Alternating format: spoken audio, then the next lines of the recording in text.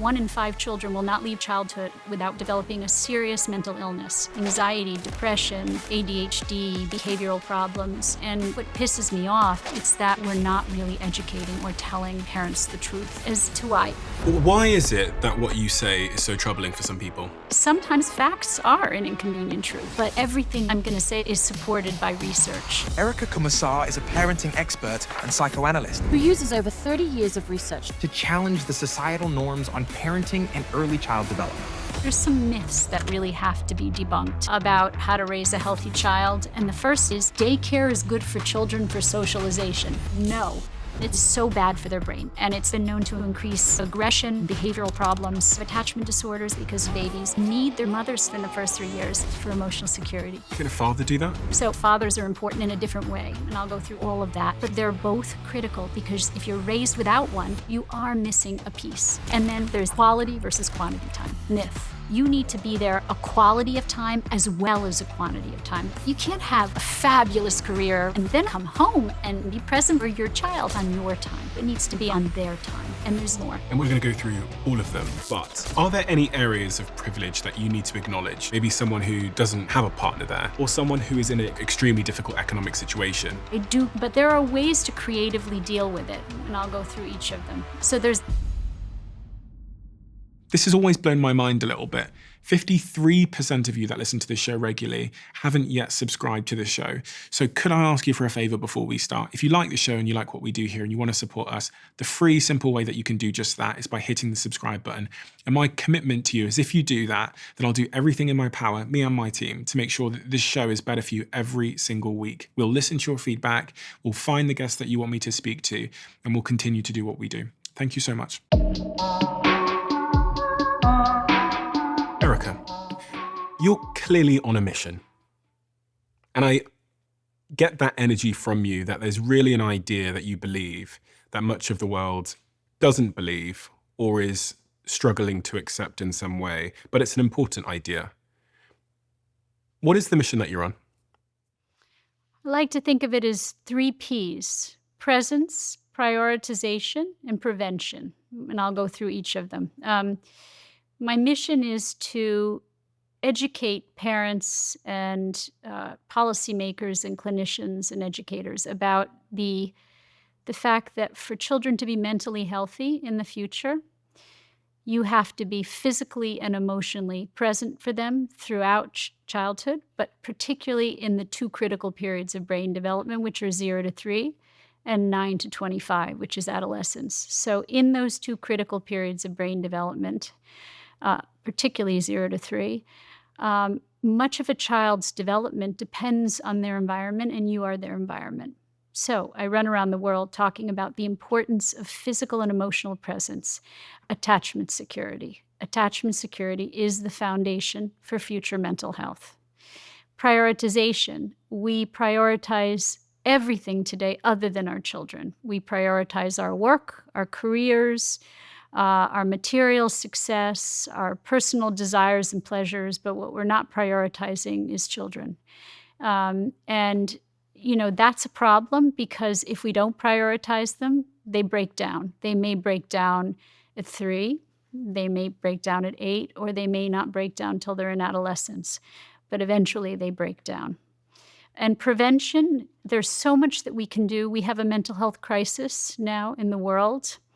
It varies to a certain degree. In America, 1 in 5 children will not leave childhood without breaking down at some point, without developing a serious mental illness, anxiety, depression, ADHD, behavioral problems, suicidal thoughts. So we have a problem. In the UK, it's 1 in 6. In America, it's 1 in 5. It's around the world, it's about 1 in 5.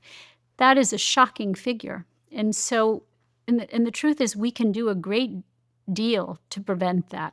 The idea that we are trying to put out fires without talking about what is the origin of these issues. The way that the mental health care system works now, it's like what I call cutting the grass. Children are medicated, which is basically just pain management. They're given CBT therapy, which again is just pain management. But why aren't we asking the important questions, which is, where does emotional regulation originate? Where does it come from? When does it start? How do we foster development in children from a very young age to promote resilience to stress and adversity in the future? And so those are my three missions. And for someone who doesn't know your work and isn't aware of you, they might be thinking, how would you know, Erica? How would you know the answer? So I'm a psychoanalyst. I'm also a social worker. I started out as a social worker and then became a psychoanalyst. I'm also an author of books on parent guidance and parent education. And I've been in practice seeing patients. So the majority of my work is still seeing patients. I have a full-time job of seeing patients. And as someone who is also a parent, I have 3 children of my own. And so as a parent, as a clinician, as an author who has, for the past 20 years, been researching, and what I did is I collected research in epigenetics and attachment theory and neuroscience and wrote my first book, Being There, because what happened is I was seeing this uptick in mental illness in children, and this is really how I got into it. About 30 years ago. I started practicing about 36 years ago, but I was probably 5 years into my practice, and I was seeing that the families that were coming to see me had younger and younger children that were being diagnosed with very serious mental illnesses and being medicated at a very young age, basically silencing their pain. And what I was observing in my practice is that those children who were doing the least well were the ones whose mothers were the least present in their lives. So their primary attachment figures were the least present in their lives. And so then I started looking at the research. I looked at all the neuroscience research since the 90s and all of the new research that had come out. I looked at the old attachment theories, which have been around since the 60s, and I looked at the epigenetic research, which was rather new too. And I saw this trend. I saw that we were abandoning our children for our own desires, for our careers, for material success. And there was a great deal of misunderstanding about the irreducible emotional needs of children. We're going to go through all of that today. Yeah. I'm very excited to learn more about all of this. I'm not a parent myself. From all the investigative research we've done, you have 3 very well-adjusted children. So congratulations for that. And I hope to have successful children myself one day, but I'm also just really interested in understanding myself through the work that you've done and the work that you continue to do, because we're all at one point children and much of the fingerprints of that early experience still exists in us today. So I'm keen to understand how things that might have happened to me or anyone listening today when we were younger may have shaped us in pro-social or anti-social ways, or productive or unproductive ways. You mentioned that you still see clients and patients today. What kind of patients do you see? What are they struggling with? And who are they? Are you seeing the parents, the kids, both?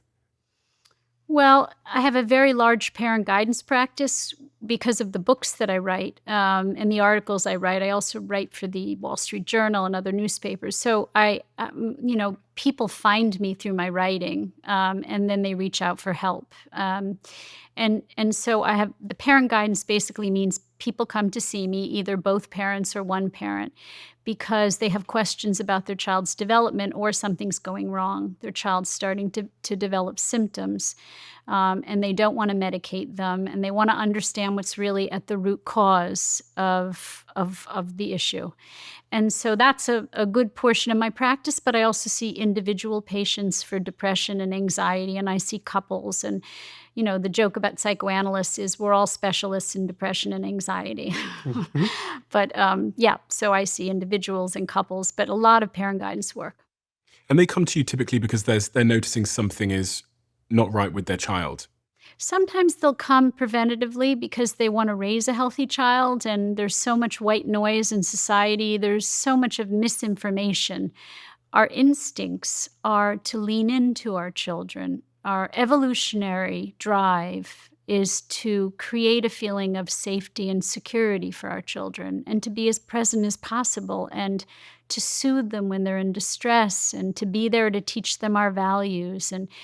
But society took a turn, It took a turn in I suppose you could say, going back to the Industrial Revolution. If I really want to go back, I'll say the Industrial Revolution was a time when women were forced into the workplace, into factories and cities. They were separated from children for the first time. But really the turn that society took that I think has a lot to do with what's happening today is the Me movement of the 60s and also the feminist movement.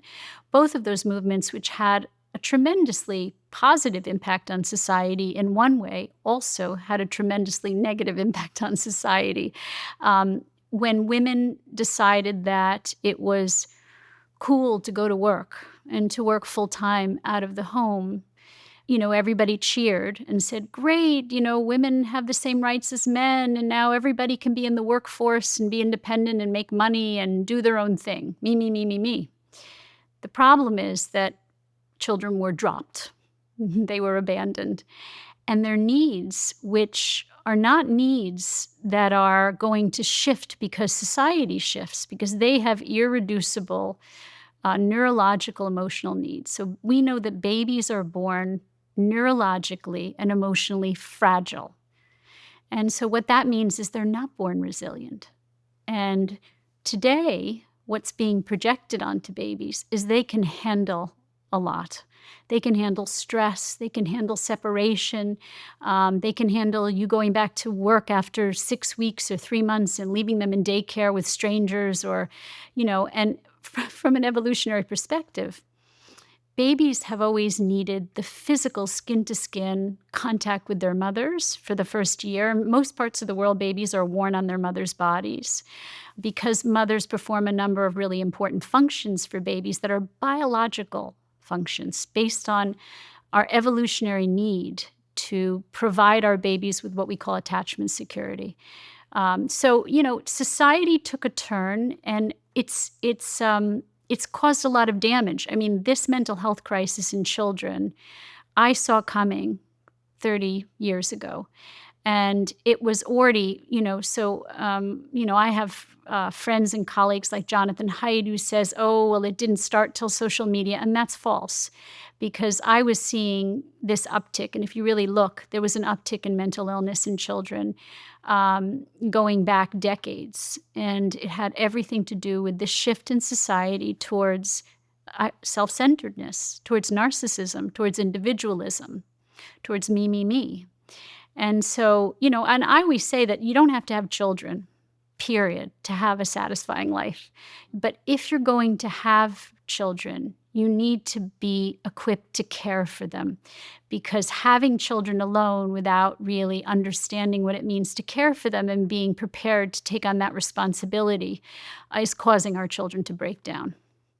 Why do you mention mothers and not fathers in that?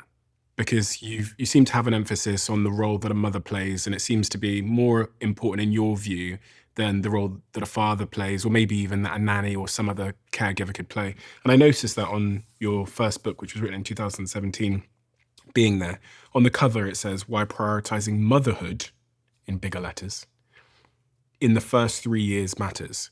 Scientifically, evolutionarily, with studies and research, how can you make the case to me to make me believe that the role of the mother in particular is essential versus a father or other caregiver?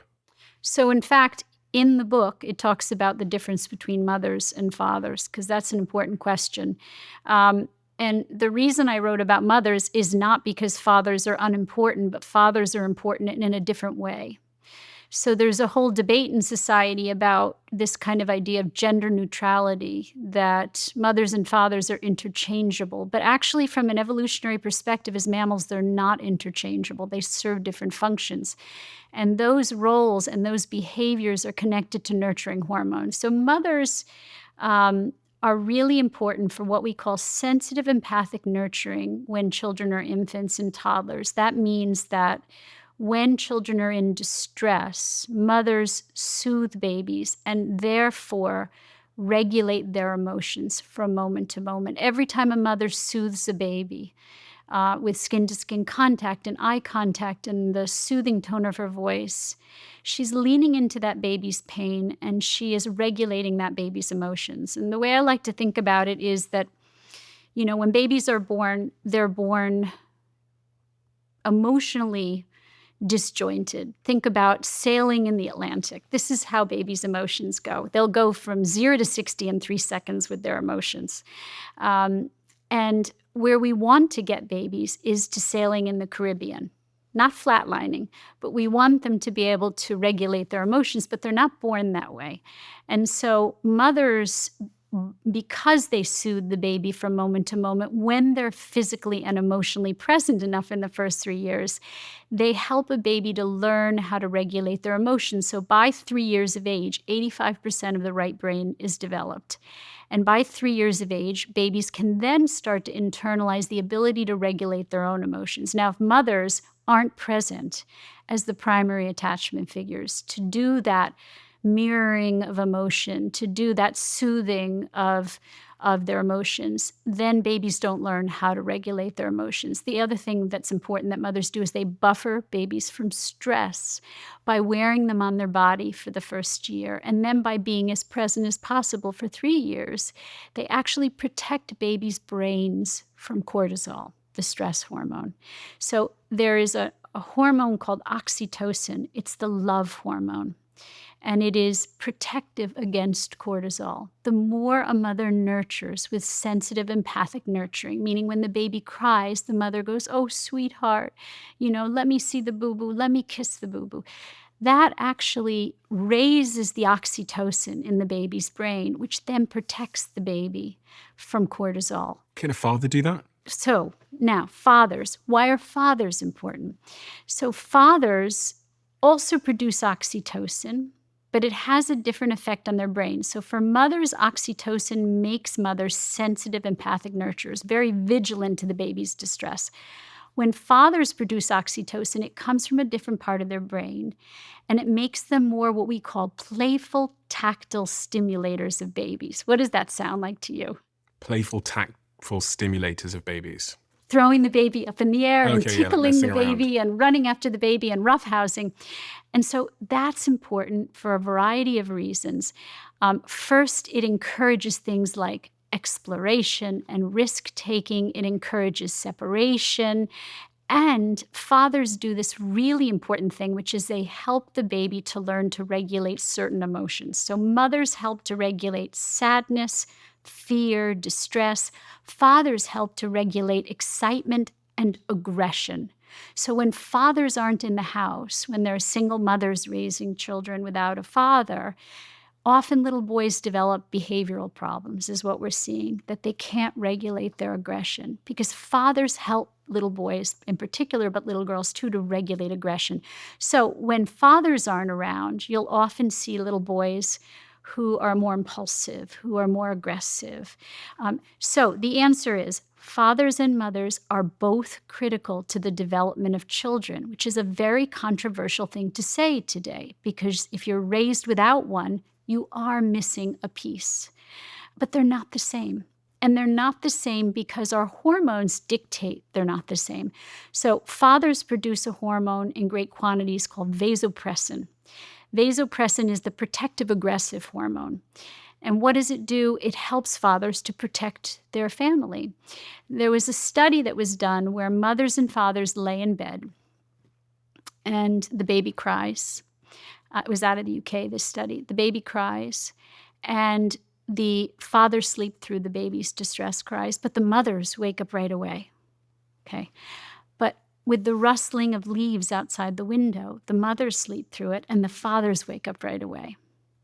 Because the fathers are attuned to predatorial threat. So our nurturing hormones make us different. I mean, the fact that we can say that there are many things that are similar between women and men, of course, we're both intelligent, we can both be ambitious. But I think the idea that we want to kind of make everything the same when it's just not factual. It is the inconvenient truth that mothers and fathers' nurturing hormones dictate that if they are healthy and they've been raised in a healthy environment, they are different. Now, does that mean that a father can't raise a child and be a sensitive, empathic nurturer? It doesn't mean he can't take on that role. But if, as a society, we can't acknowledge the differences, then a father can't learn to be a sensitive, empathic nurturer, meaning these are instinctual behaviors. And so that infant, if that father is going to stay home with that baby, acknowledging the differences allows that father then to become a sensitive, empathic nurturer.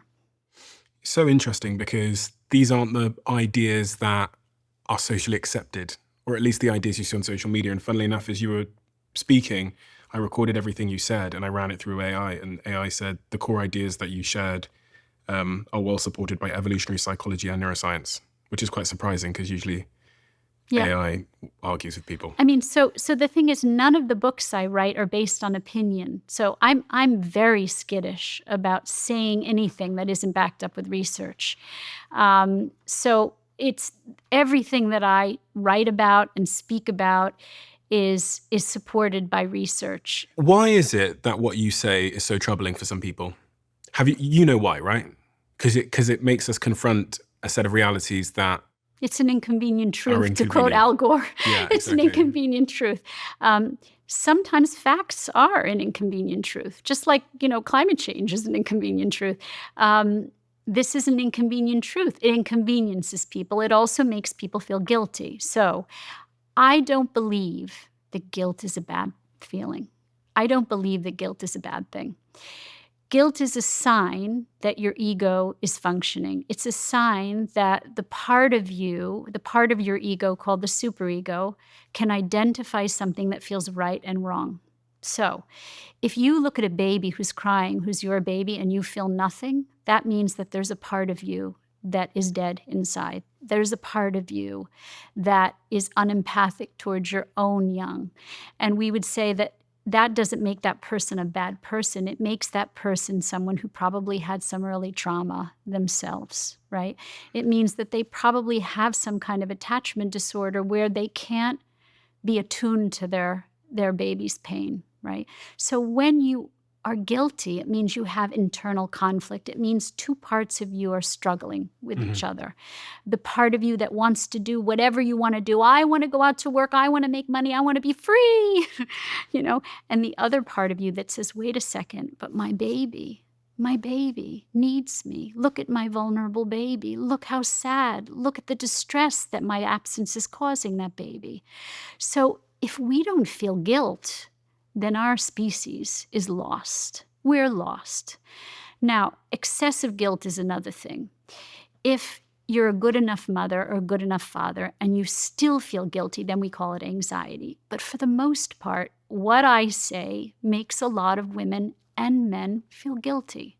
And again, I don't see that as a bad thing. And I think when we tell parents to turn away from their guilt instead of turning toward it, when we turn towards our internal conflicts, we tend to make better decisions for ourselves, for our children, for our families.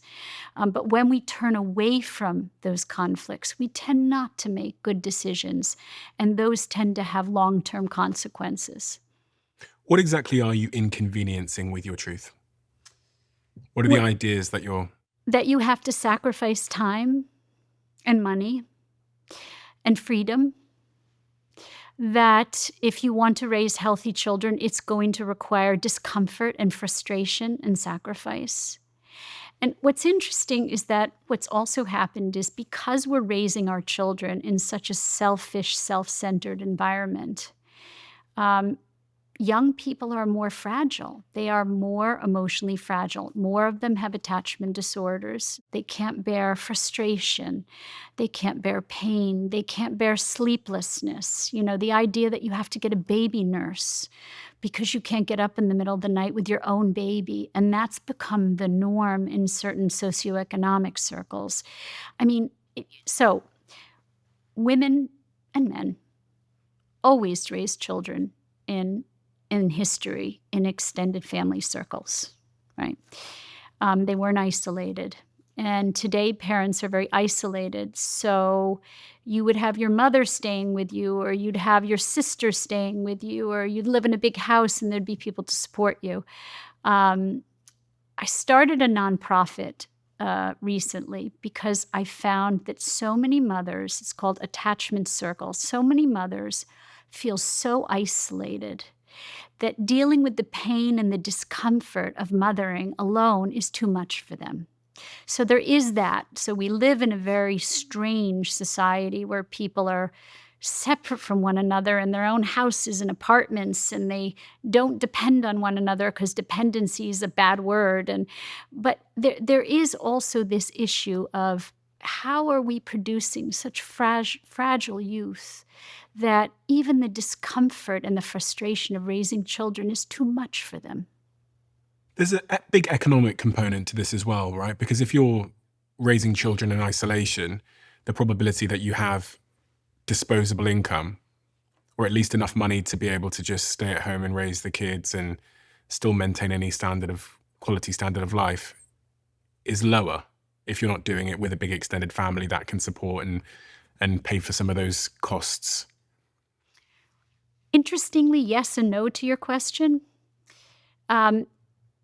People who have less economic resources are, in general, less isolated, but they are also isolated today. You have a lot of single mothers raising children, not in an apartment with other family members who've had to move to other cities or countries to make a living, who are really isolated. Again, I think it crosses socioeconomic lines, but with wealthier people, more affluent people, they're opting for isolation, many of them. They're buying big houses, they're living in the suburbs, or they're not wanting to lean on anyone, right? So we have what I call a family diaspora. It's really what it is, which is that people will move away from their families of origin when they have children, which is very bizarre and anti-instinctual. So the world's become a global place and we can move wherever we want. But doesn't it make common sense? Isn't it a reasonable clause that you would want to move closer to your extended family, even if they're a pain in the neck, unless they're abusive, because it provides you with support. It provides you with extended family support, but that's not what's happening. People are choosing to live geographically distant from their families of origin, and so it's making it harder for families. It's making it harder for women. It's making them feel more isolated. But what if they've got their own career, they've got their own passions, there are things that they love doing, and that means that they have to be working in a major city or they have to be traveling to pursue those things? You just said it. What if they have passions? What if they have a career? The problem is children do best in extended family situations. So, you can have a fabulous career and move far away from your family. And when you're young and single, and I even call it single when you're married but don't have children, you're still really single. Mm-hmm. What I say to parents is that your life won't be so fabulous if you have children and you're not present for them physically and emotionally, particularly in the early years, because what happens is they break down, and the expression goes that a parent is only as happy as their least happy child. And so there is no fabulous life if your children are breaking down. And that's what families are learning, is that, all of that freedom and all of that fabulous me time comes at a cost if you have children. So one would say then, well, I just won't have children then. And that would be fine. And so there are a lot of people that are saying today, I don't see the value in being responsible for another human being. And what they're missing out on is the deep and rewarding emotional connection to your children. It's a love like no other love. But if you've had trauma as a child, if you've had parents who were narcissistic or resented parenting or, were distracted or mentally ill, you may already have had that trauma that implies that later it's harder to connect, right? So those attachment disorders that I was referring to earlier, there's 3 kinds of attachment disorders. There's the avoidant attachment disorder. So what does that mean? So a healthy attachment looks like this. When you return home, Your child feels so securely attached to you, meaning you've gone out for an hour or two for dinner with your spouse. You come home and your baby is happy to see you, and the reunion, what we call the reunion, is a beautiful reunion. The baby is joyful and happy, and that's healthy attachment. It means that you've made your baby feel so safe and secure because you are there primarily and have prioritized them the majority of the time as the primary attachment figure, that when you come home, your baby welcomes it. But what we're seeing is more and more children developing attachment disorders because their parents are pushing the limits of how much they can leave those babies and putting them in things like institutional care and leaving them for long hours at a time and traveling for their fabulous careers and their fabulous lives at ages when babies really can't tolerate that kind of separation. When the primary attachment figure, usually the mother, comes home and the baby turns away from you and turns toward the babysitter or just turns away, that baby has the beginning of what's called an avoidant attachment disorder. Now, that's correlated later on with things like depression and difficulty forming attachments later on. The next kind of attachment disorder is called an ambivalent attachment disorder, and the mother then comes home, and the baby clings to the mother for dear life, because the internal voice in that baby is, my mommy's going to leave me again, so I have to hold on to her. Now, that baby is fractious and can't be soothed and will not let go of that mother, holding on for dear life. What I call like the Rhesus monkeys did to the wire cages, right? And that's correlated later on with anxiety in youth. The disorganized attachment disorder is different than the other two in that the other two have a strategy. So think of an attachment disorder as a strategy. A child who's left for too many hours by their parent, or whose parent is physically present but emotionally checked out, that baby has to cope, has to have a strategy. Turning away from the mother is a strategy. And the internal narrative is, my mommy isn't present for me, isn't here for me, won't be there for me, I can't trust my environment. And that baby says, and I'm going to have to cope on my own, what we call learned helplessness. The ambivalent attachment disorder, that baby the strategy is, I'm going to hold on, because if I don't hold on, she's going to leave again. Disorganized attachment disorder is the hardest to treat because the baby has no strategy. So the baby cycles through many strategies. The baby will go from clinging to avoiding to being enraged and even slapping or hitting the mother, and then cycling through again. And that baby that develops a disorganized attachment disorder, those babies, it's correlated later with borderline personality disorder. And we're seeing a huge rise in borderline personality disorders. And those are the kids who are cutting themselves, who are trying to commit suicide. We have a mental illness crisis, the likes of which we've never seen in history. And it has everything to do with how we're raising our children. You seem pissed off under that calm demeanor. Pissed off? Yes, I suppose I am. I'm not pissed off at the people. I'm pissed off at a society that is lying or not really educating or telling parents the truth. So there's 4 attachment disorders: avoidant, secure, ambivalent, disorganized. Well, one, secure isn't a disorder. So Okay, there's secure secure, and is a then there's start. 3 attachment disorders. Yeah. Avoidant, ambivalent, disorganized. Yes. How does that manifest when you're an adult? So how would I know? Because I can relate to some of these, and I'm wondering how that would then manifest in my relationships or my life as an adult, outside of the obvious mental health, situations. So an avoidant attachment disorder would be someone who can't form meaningful and deep connections, can't commit, has difficulty committing, has difficulty trusting in the intimacy and the depth of intimacy in a relationship. An ambivalent attachment disorder would would be someone who's highly, highly anxious, someone who clings to you, calls you, maybe a woman you dated in the past who called you 5 times a day to check on you and was worried that you'd be the little fish that swam away, and suffocate. They suffocate the people they love because they're afraid to let go. Disorganized attachment, borderline personality disorders, they tend to be very emotionally volatile.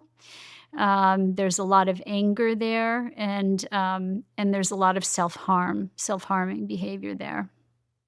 Do they end up attracting a certain attachment style? So if I'm an avoidant, do I then end up attracting avoidance, or is there any research on that, on how we then date? I'm guessing secures go for secures. Yeah, secures. Well, if you're healthy, you're attracted to reciprocally healthy relationships, and you trust your environment, so you trust in loving relationships. And avoidance sometimes are attracted to avoidant people because there's no conflict there. So in other words, someone who can't commit with someone also who can't commit. That can break down those at some point. So remember that these are pathological defenses. So, we use the word defense because it means to protect one, right? And defenses help us until they no longer help us. And so we say attachment disorders are pathological defenses, meaning they don't usually last a lifetime. They break down at some point. And so you might be with another avoidant attachment disordered person, but at some point, one of you breaks down and then realizes that you need the other.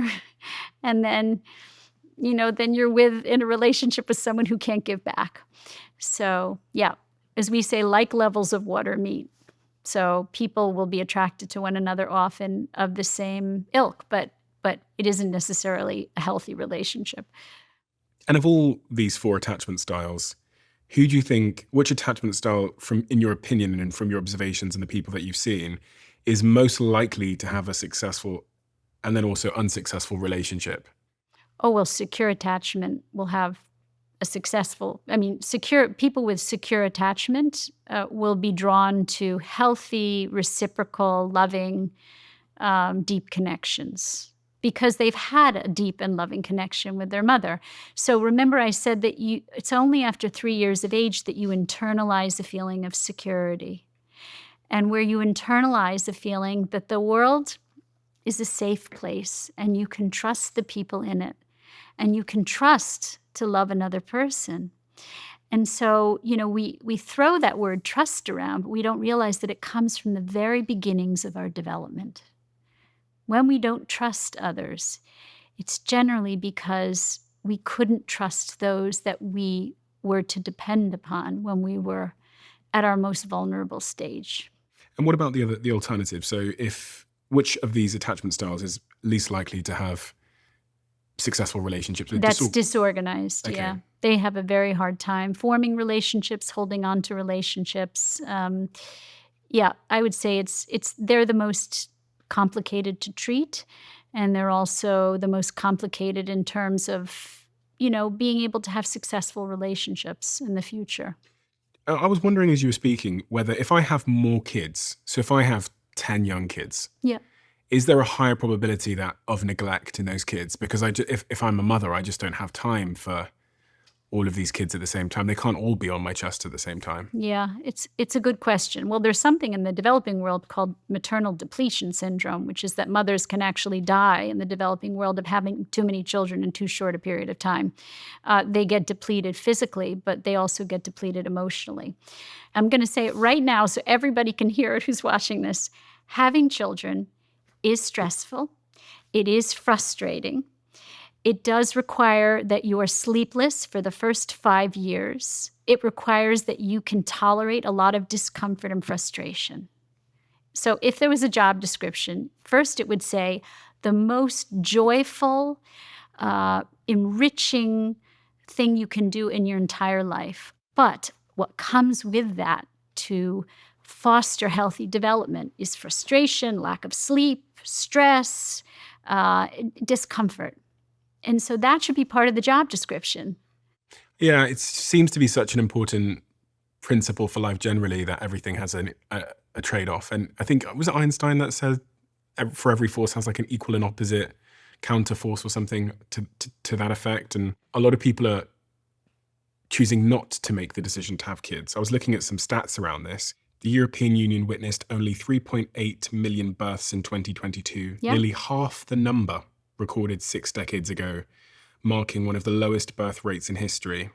France, for example, known for its robust family policies, has seen a decrease from 830,000 children born in 2010 to just 670,000 in 2023, the lowest since World War II. And this is a huge global trend across especially countries that have a lot of money. It is. So I speak at a big conference called the Alliance for Responsible Citizenship, and they talk about a lot of these alarming dropping birth rates. The truth is, though, that as countries become more developed, birth rates do decline to a certain degree. That has to do with economics, some of it.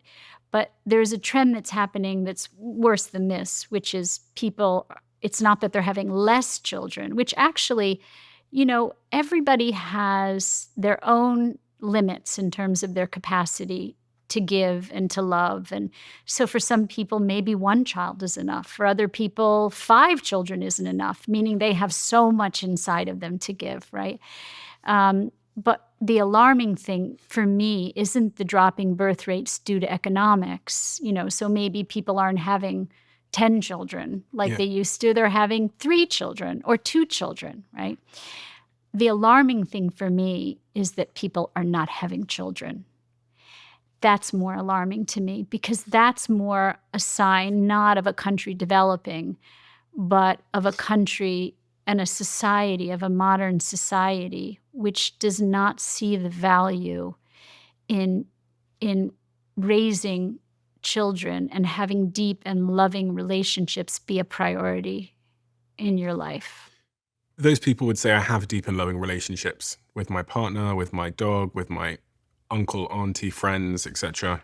It's different. And why is it different? It's a good question. It's different because in the end, your relationship with your partner or with your auntie or with your dog isn't the same level of dependency.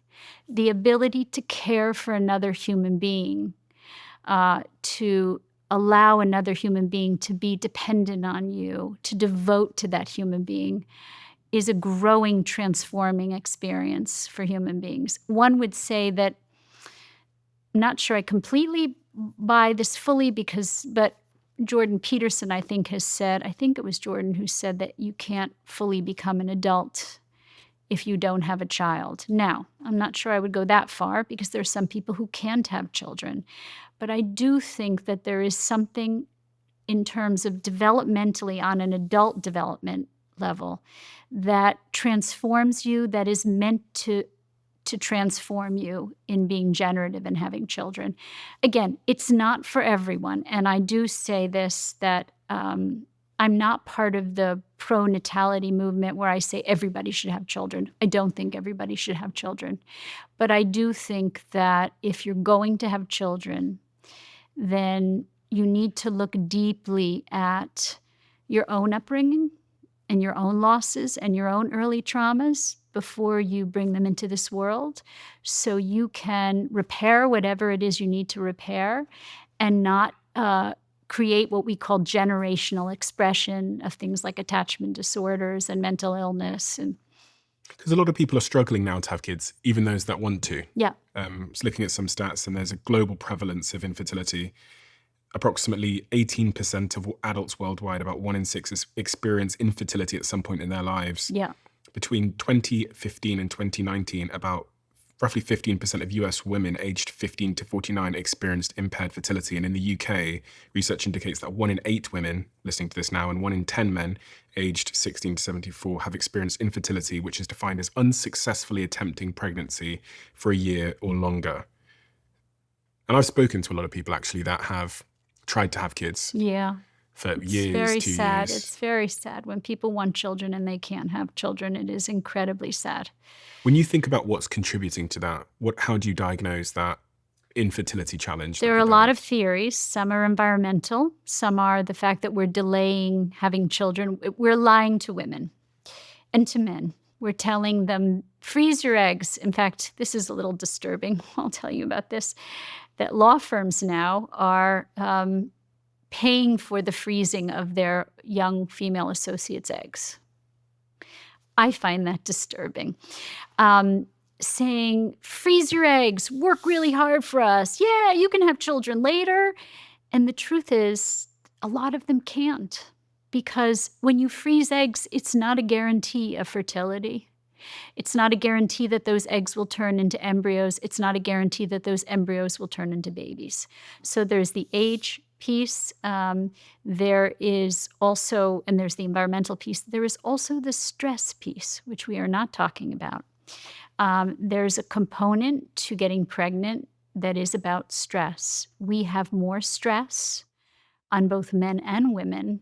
You know, it used to be that men died sooner because they had more stress. But now I think it's evened out the odds. I think women may die sooner because they have the stress of working and raising children for the most part. But the point is that the stress that young adults face because they're trying to, you know, we should talk about some of the other myths. What's another myth? We'll weave it through this talk.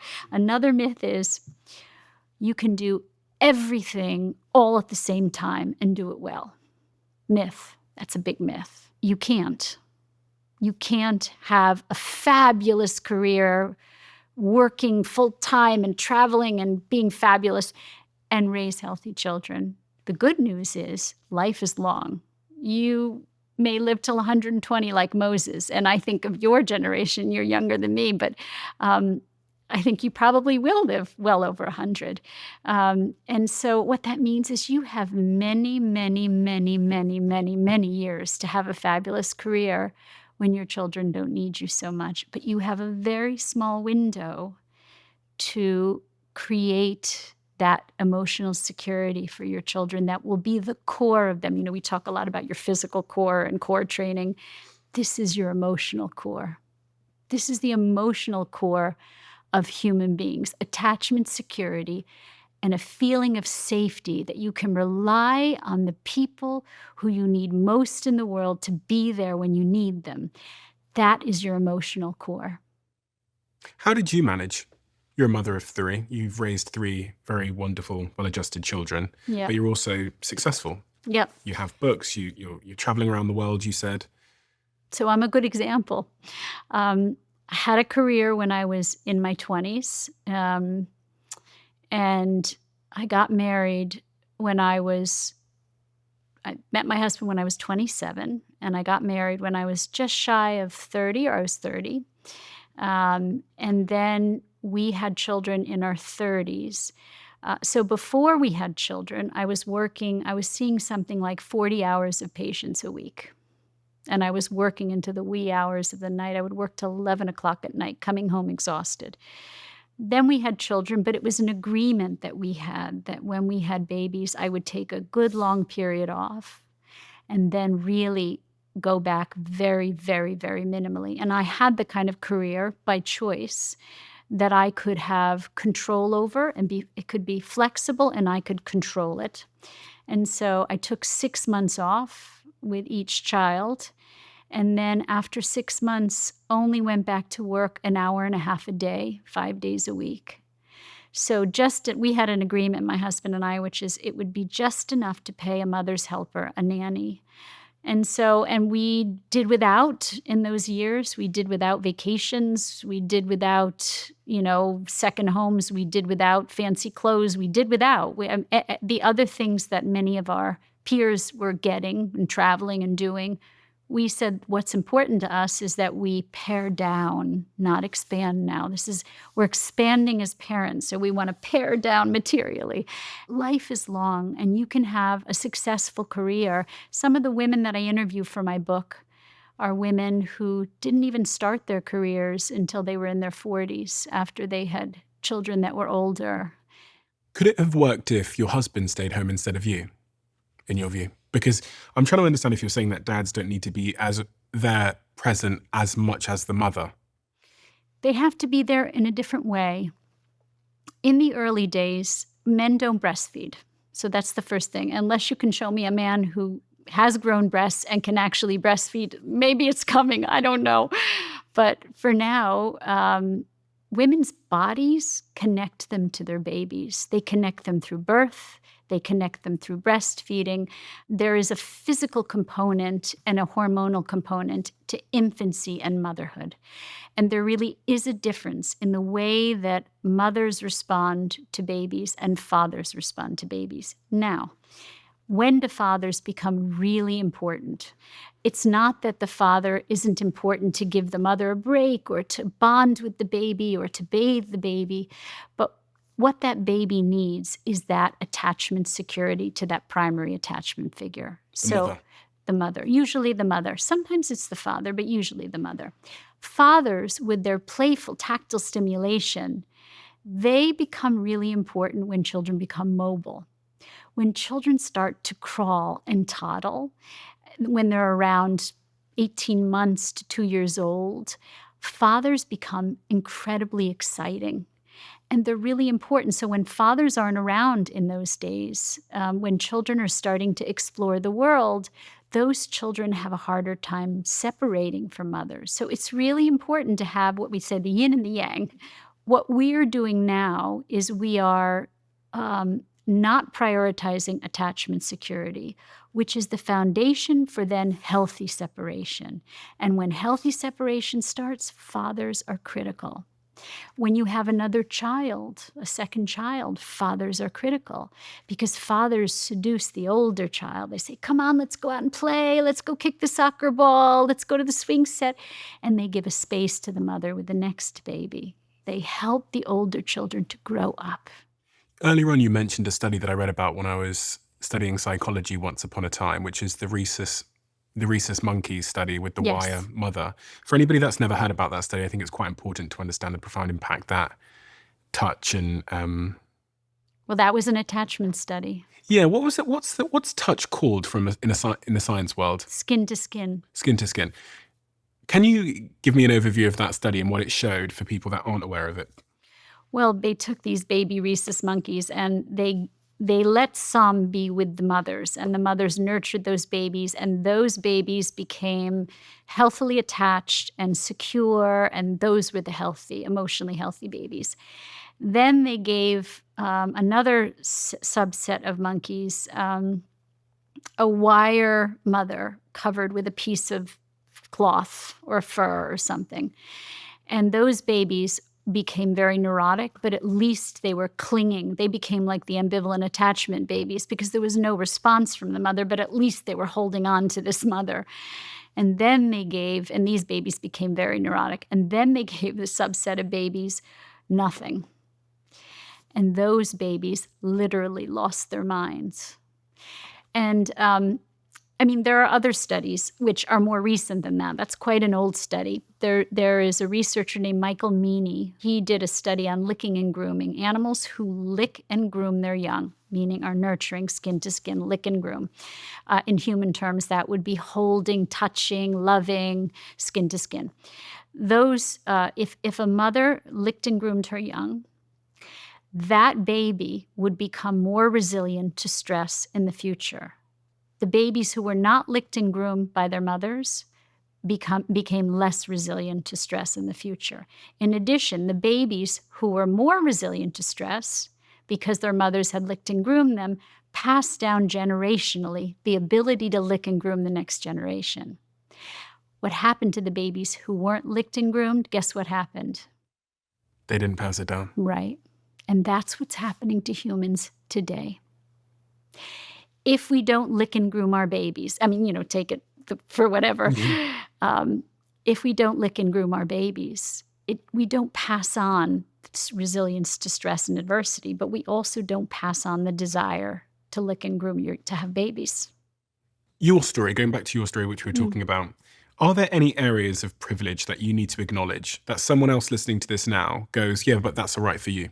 Because, maybe someone who didn't have a partner there, or someone who is in a difficult economic situation, extremely difficult economic situation, living in the projects in Harlem or something. I'm saying this because Well, it's not the mothers in the projects in Harlem, because I'll tell you, the mothers in the projects in Harlem stay home with their babies. That's what's interesting. Very poor people in America. So let me just say, I love America. America sucks. And I'll tell you why America sucks from my perspective. And I say this internationally. I go around the world saying, America sucks, and I'm going to tell you why. We are the only country in the world other than Papua New Guinea who does not have a paid parental maternity leave.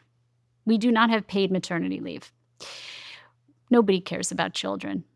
They care about the GDP and the bottom line, and the people who are out there talking about this stuff are economists saying women have to work for the economy. Nobody cares about children, because if we cared about children, our tax money would be in paid leave, not for 3 months, not for 6 months, for at least a year. In Hungary, they have 3 years. Slovenia, Slovakia, Estonia has 3 years. Hungary, I think, has 2 years of paid leave. Sweden, I have some issues with Sweden, but Sweden has 14 months. Sweden, after 14 months, makes women go back to work full time and put them in institutional care, and all those babies are breaking down. So 14 months isn't even enough. But if we could even get to a civilized place of 1 year of paid leave in this country, and then the next 2 years, some way that parents could be complemented so they could work part-time, supplemented so they could work part-time. I'm a reasonable, realistic person. I know this country is never going to go for 3 years of paid leave, even though I would love them to. I also know that this country isn't going to go for an entitlement called paid leave, because that's the kind of country we are. We talk a big game, but we don't want to put our money where our mouth is. There is the possibility, now that the Republicans are in, of a creative solution, which is potentially using things like Social Security in advance, borrowing from your Social Security. So I'm a mom, and I say, to stay home, I can borrow from my Social Security for a year and then work a year or two longer in my life. Wouldn't you say that most women who wanted to stay home with their babies would say, I'll work longer so I can stay home with my baby? There are ways to creatively deal with it. From my perspective, this is what's going on.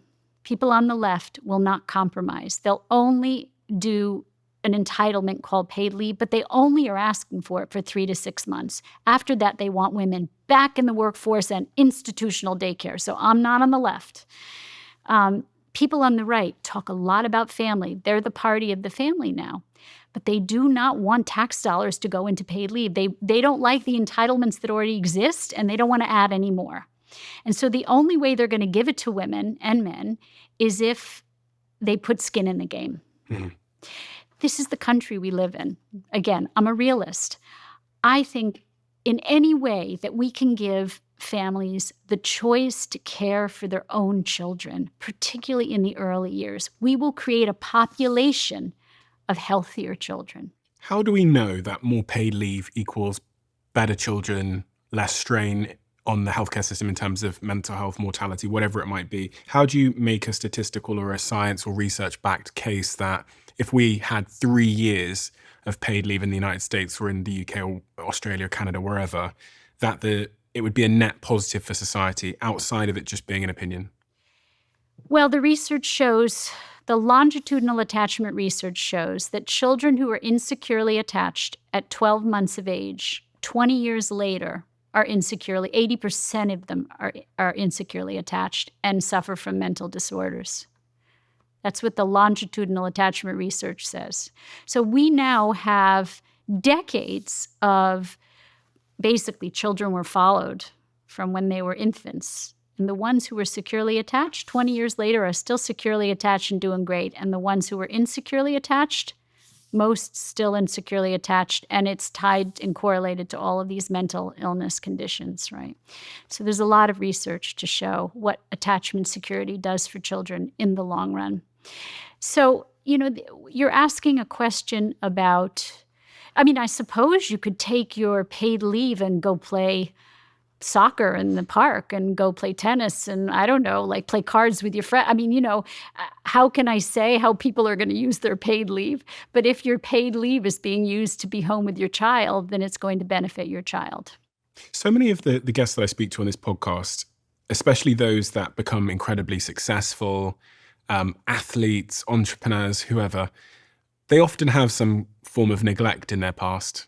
Richard Williams, Serena and Venus Williams' father, he was very intense with them from a very young age, and he's raised two of the greatest tennis players in history. Joe Jackson was strict and often controversial with Michael, who went on to become the king of pop. Earl Woods, who was Tiger Woods' father, was very intense in his coaching and mentoring style, which led him to become great. And obviously Beyonce is the other example I gave, who Matthew and Tina, who were parents to Beyonce, managed Destiny's Child and Beyonce's solo career, meticulously shaping them into a global superstar. So parents think, I want to raise kids that are superstars. I want my kids to be great. Okay, so I'm going to say right now, I don't recommend that as a professional. Okay. I'm just saying.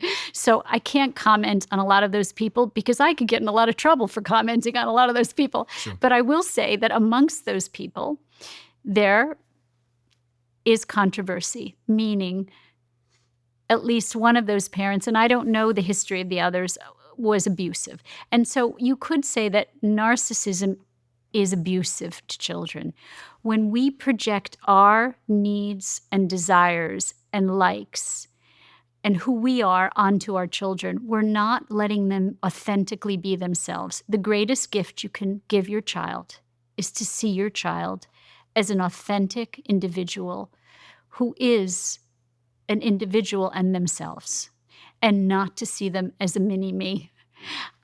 When you start architecting their life, there's a good chance you're going to lose that child emotionally at some point. They're either going to hate you.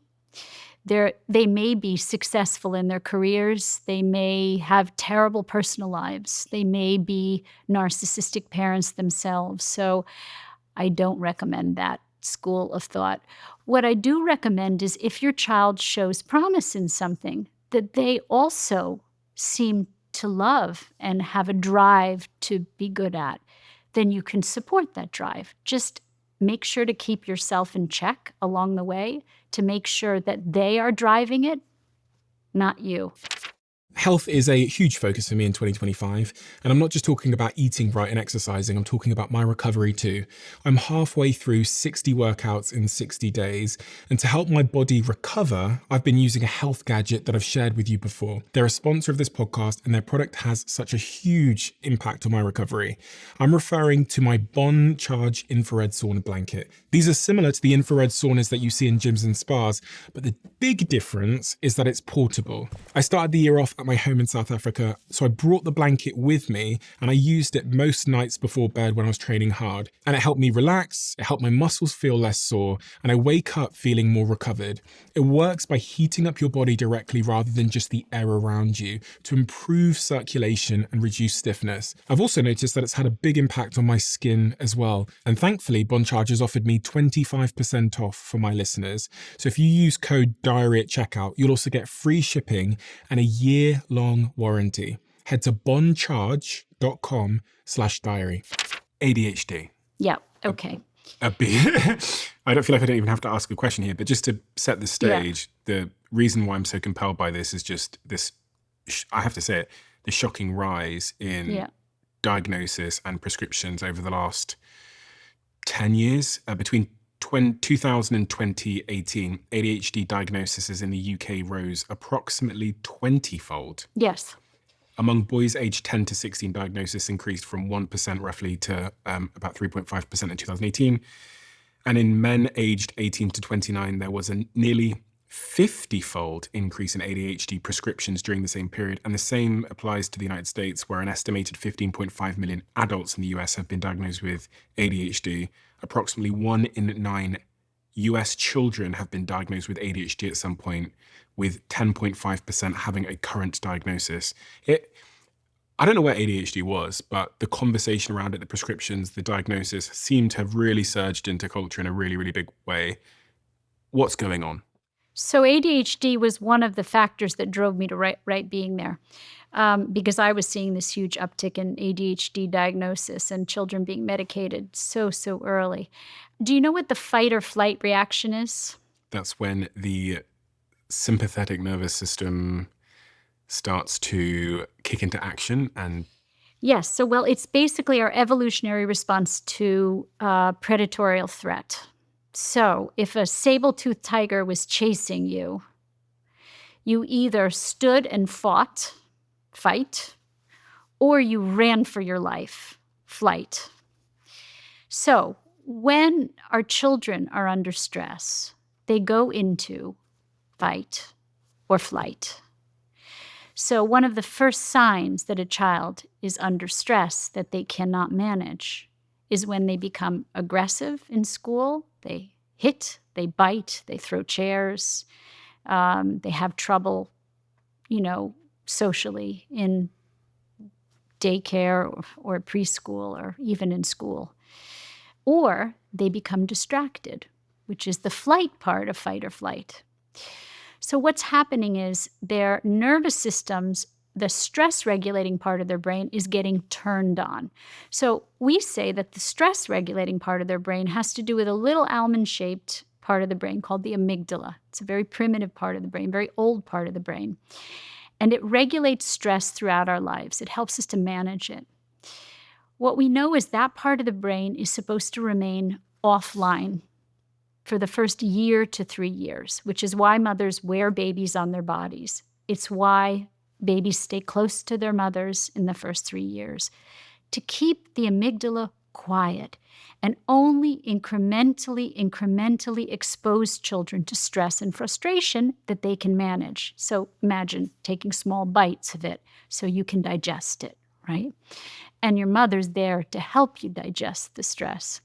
What we're doing now by separating mothers and babies, by putting babies into daycare with strangers, is by sleep training babies, all these weird things that we're doing to babies, is we're turning the amygdala on. We're making it active precociously, too early. What happens when the amygdala is activated too early is it becomes very active and very large very quickly. The problem is then it shrivels up and burns out also because it cannot manage that kind of stress so early. When it ceases to be functional for a lifetime. And so it's very important to protect, what's the expression? The family jewels. These are the family jewels in the brain of a baby. This is the jewel, the amygdala. You want to keep the stress to an absolute minimum in the first year, which is why sleep training is dangerous. It's why letting babies cry it out. It's why putting babies into daycare. It's why leaving babies for hours on end when they're so very fragile is so bad for their brains because it gets the cortisol flowing, which is the stress hormone, but it makes this part of the brain very active. So it grows, and then and ceases to be functional in the future, like a PTSD response. So what we know is that these children are in hypervigilant states of stress. ADHD children. Hypervigilant states of stress. If you stay in a hypervigilant state of stress long enough, you go into a hypovigilant state of stress, which then causes depression. So what we have now are not disorders. So there was a whole movement to take the D off of ADHD because it's not a disorder. It is a stress response. And instead of asking the right questions, which are, okay, what's causing the stress? How do we make sure that our children are not exposed to this kind of stress because they're going into fight or flight? So the nervous system, as you said, the brain has an on switch and an off switch. The on switch to stress is the amygdala. The hippocampus is the off switch. And you'd say the stress response is in a negative feedback loop. It's actually important. Like, in other words, if a saber-toothed tiger is chasing you, very important that you can activate, right? And run or fight. So the stress response is supposed to be short-term. It's supposed to be acute rather than chronic. So we can kind of manifest it. We can activate it. But then it's supposed to be turned off by the turn-off switch, the hippocampus. What we're seeing in children's brains is that the amygdala is growing very precociously large, and the hippocampus, which is the off switch, is very small. So we have this problem. As we say, Houston, we have a problem. We have an on switch going full speed, gas, no brakes, and no off switch. And that's causing ADHD, behavioral problems that are hugely rising in children in school, a lot of aggression and violence. And so that's what's happening. This is a stress response. And again, instead of asking the right questions like, where is this coming from? What's causing the stress? Instead, we silence the children's pain. We tell parents, we'll medicate it and we'll just relieve the symptoms. For me, that's malpractice. The way we treat ADHD is malpractice. A child goes into fight or flight when they are under stress. It could be psychosocial stressors at home, in the family. It could be at school. It could be with their friends. It could be a learning disability. There's so many things that can cause kids stress. So instead of medicating them, why don't we figure out what's happening to that child deeply that's causing them to go into fight or flight?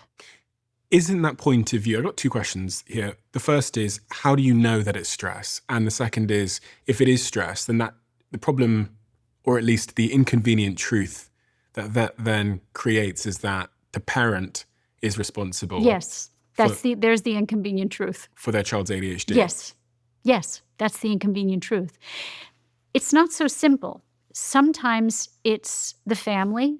Usually it's the family, particularly with small children. But when children get to school, it could be social. As I said, you can't control whether your children are exposed to social issues or bullying, or there's many things that can cause stress in children. But when they're very little, you are their environment. So the inconvenient truth is that when your child gets an ADHD diagnosis, the first thing you should do is go to a therapist who will do parent guidance with you. Don't rush that child to a psychiatrist to medicate them. You go with your partner or spouse and talk to a parent guidance expert about what could be causing this child to feel such stress. And look at the psychosocial stressors. Look at the influences and the dynamics in this child's life that would be causing them to go into a state of stress like this. Give me some examples of the type of stresses, the everyday stresses that we're now exposing children to that are leading to ADHD, in your opinion. Well, again, let's start at home.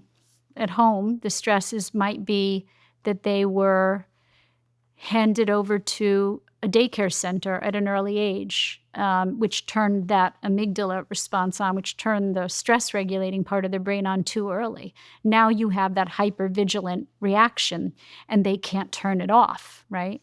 It could be a divorce situation. 50% of couples divorce, which means that divorce is an adversity. I have a book coming out in a year about how to divorce and mitigate the impact of the divorce on the child, but no matter what, a divorce is an adversity on a child and a stress. When parents fight dramatically in the home, if there's tremendous sibling rivalry issues in the home, if there's the birth of another child that's stressful, right? If you have a sibling, believe it or not, that's a very stressful thing. If parents are sensitive about that, then it can be mitigated. But if parents are insensitive about the birth of a second child and the feelings that your first child may have, that can cause stress. Moving can cause stress. Illness or mental illness in a parent can cause stress. Alcoholism, any kind of addiction can cause stress. A grandparent or uncle or aunt or even a parent getting sick and dying can cause stress. I mean, there are so many things that can cause stress. But the point is that stress can be regulated, but it can only be regulated if parents are introspective and self-aware and willing to look at their part in it. If parents hand a child over to a psychiatrist and say, fix my child, of course psychiatrists will cooperate with you and silence your child's pain. But is that really what you want to be doing? Because in the end, you're just putting your finger in a dike. You're putting your finger in a dam. And eventually that dam is going to burst. What do you say to some of the evidence around there being a link to a hereditary component? In twin studies, they found that ADHD is about 74 to 80% heritable, making it one of the most genetically influenced psychiatric conditions. Let me tell you a different study that will help you to understand that study, which is that we know that there is no genetic precursor to mental illness. There is no genetic precursor to ADHD. There is no genetic precursor to depression and no genetic precursor to anxiety. What do you mean by precursor? Meaning there's no genetic connection. You don't get it in your genes. If your father or your mother were depressed, you get it by something called the inheritance of acquired characteristics. If you're raised by a depressed parent, you're more likely to become depressed. It's the nature-nurture argument. Okay, but what they did find, now, schizophrenia has a genetic connection, bipolar disorder, those have genetic, but the rest do not. Anxiety, depression, ADHD, no genetics. What they did find is a genetic tie to something called the sensitivity gene. It's a short allele on the serotonin receptor, and serotonin, as we know, is used to regulate happy emotions, to regulate emotions, right? So when you have a short allele, it means that you have a harder time picking up the serotonin, but it also means that you are more sensitive to stress. Now, those children who are born with this gene, this short allele on the serotonin receptor gene, they are more prone to mental illness later on because of that sensitivity to stress. What the study shows is if those children who are born with that gene for sensitivity are provided with emotionally and physically present attachment security in the first year, it neutralizes the expression of that gene. So epigenetics means that we're born with genes, like you might have a gene for rheumatoid arthritis or you might have a gene for cancer, but it never gets expressed. Well, we all have genes for something, but they don't necessarily get expressed. That's what epigenetics is. It means the environment has to turn on the gene to make it, let's rock and roll, right? Mm-hmm. What it showed in this study is that the children who were born with this genetic precursor, this sensitivity to stress, if they had sensitive, empathic, nurturing, and present parents in the first year, it neutralized the expression of that gene so those children could be as healthy as children born without that gene. If, however, children born with that sensitivity gene were neglected, abandoned, not provided with sensitive, empathic, present, nurturing, it exacerbated that gene. So we know that that sensitivity gene is tied and correlated to mental illness later on unless the sensitive, empathic, nurturing mitigates that gene. And what do you say to people that point to MRI scans? fMRIs, and there's all kinds of neurological tests now where we can see the brain in action. So it's not a static thing. We can actually see the blood flow to the brain. We can see the electrical activity in the brain. It's amazing, actually. But some people say that this proves that it's the way your brain is. And lots of my friends that have ADHD, when they talk about their ADHD or the way that they are, they say, my brain works like this. No, it's not correct. Their brain is sensitive to stress. Someone with ADHD is more sensitive to stress. So you could ask them questions like this. You could say, are you a more sensitive person? Are you more sensitive to noise, to smells, to touch when you were a child? Did you not like itchy things? Did you cry more? Were you more sensitive when your parents would go out for the night? Were you more sensitive when your mom would go to work? Or were you more sensitive when you were left at nursery school? And they're probably going to say yes. But if they say no and they still have an ADHD diagnosis? I would almost guarantee they wouldn't say no, because people with ADHD are people who are sensitive. Sensitivity is an amazing strength if it's met with sensitivity. If you have a sensitive child, so what does a sensitive child look like? If you have multiple children, then you know, because the first thing I'll do when I give a public talk is I'll say, okay, everybody here, who has a sensitive child? And I describe, okay, sensitive child is a child who cries more, is harder to soothe, is more clingy, doesn't like you leaving them, has a harder time separating, has a harder time going to sleep and being left to sleep on their own, is sensitive to things like noise and smells and touch. And If you grew up in an environment that was stressful, and again, you've identified that stress can come in many forms. It could be arguing parents, it could be a neighbor or whatever, some Yeah. environmental factor that caused that stress. You were sensitive, you developed ADHD, Yeah. you become an adult, you get diagnosed at 30 years old as having ADHD. Yeah. You're offered medication, you take the medication makes you much more functional in your career, in your relationships, in your life. It's a stimulant. And so what stimulants do is they can cause great anxiety. They can cause panic attacks. In adolescents, they can cause growth issues. So I have patients who come to me, young men who didn't grow because they were put on stimulants when they were young. So in terms of the consequences of using stimulants, the jury is still out, but we know that they cause growth issues, they cause panic attacks, they cause anxiety disorders, they cause depression. They're quite life-saving. They're quite life-saving for some people in terms of having a... They can be. So what I would say is, if you have tried everything to uncover what the stress is that's causing you to react this way, and you still are feeling that way, then sometimes medication can be a lifesaver. The problem is that we turn to medication in adolescents and children and young adults. We turn to it as a performance drug because there's so much stress in modern life, and there's such a need for people to perform and be successful in their careers and in school and get good grades. There's so much pressure on kids. So I'm 60, and we didn't have this kind of pressure growing up. And so the generations that follow have so much pressure.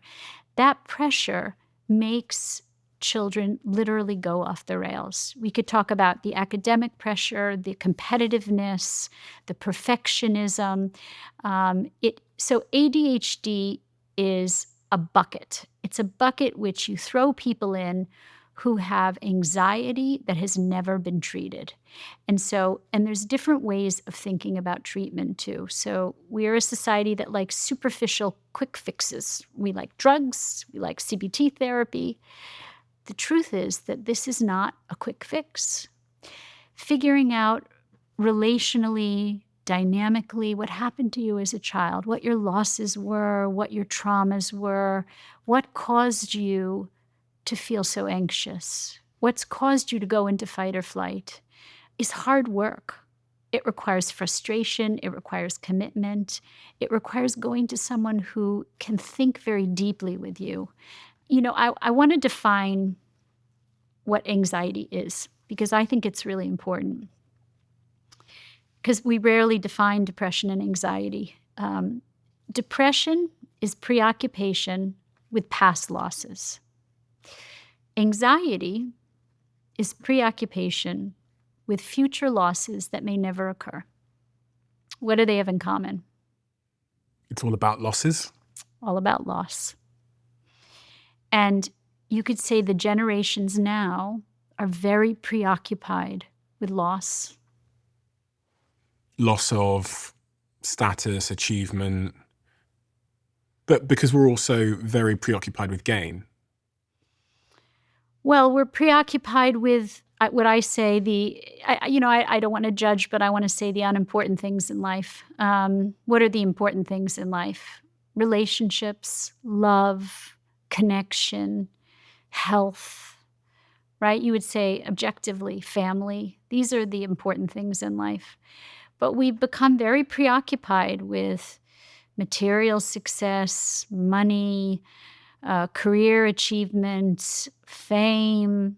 I think there was a study that interviewed teenagers, and it was really discouraging because they said that the thing they wanted more in life than anything was to be famous. And so we're preoccupied with the wrong things.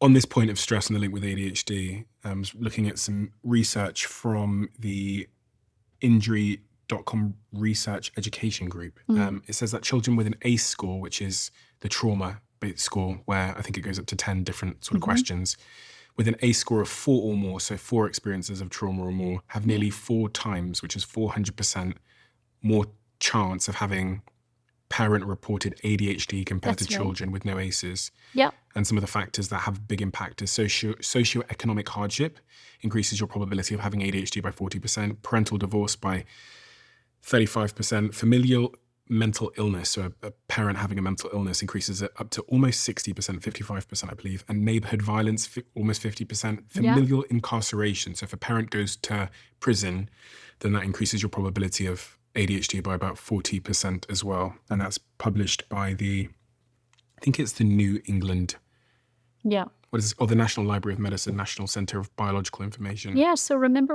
what I said, that you can't control everything that happens to your child. Divorces do happen, and adversities happen to children. Health issues happen to children.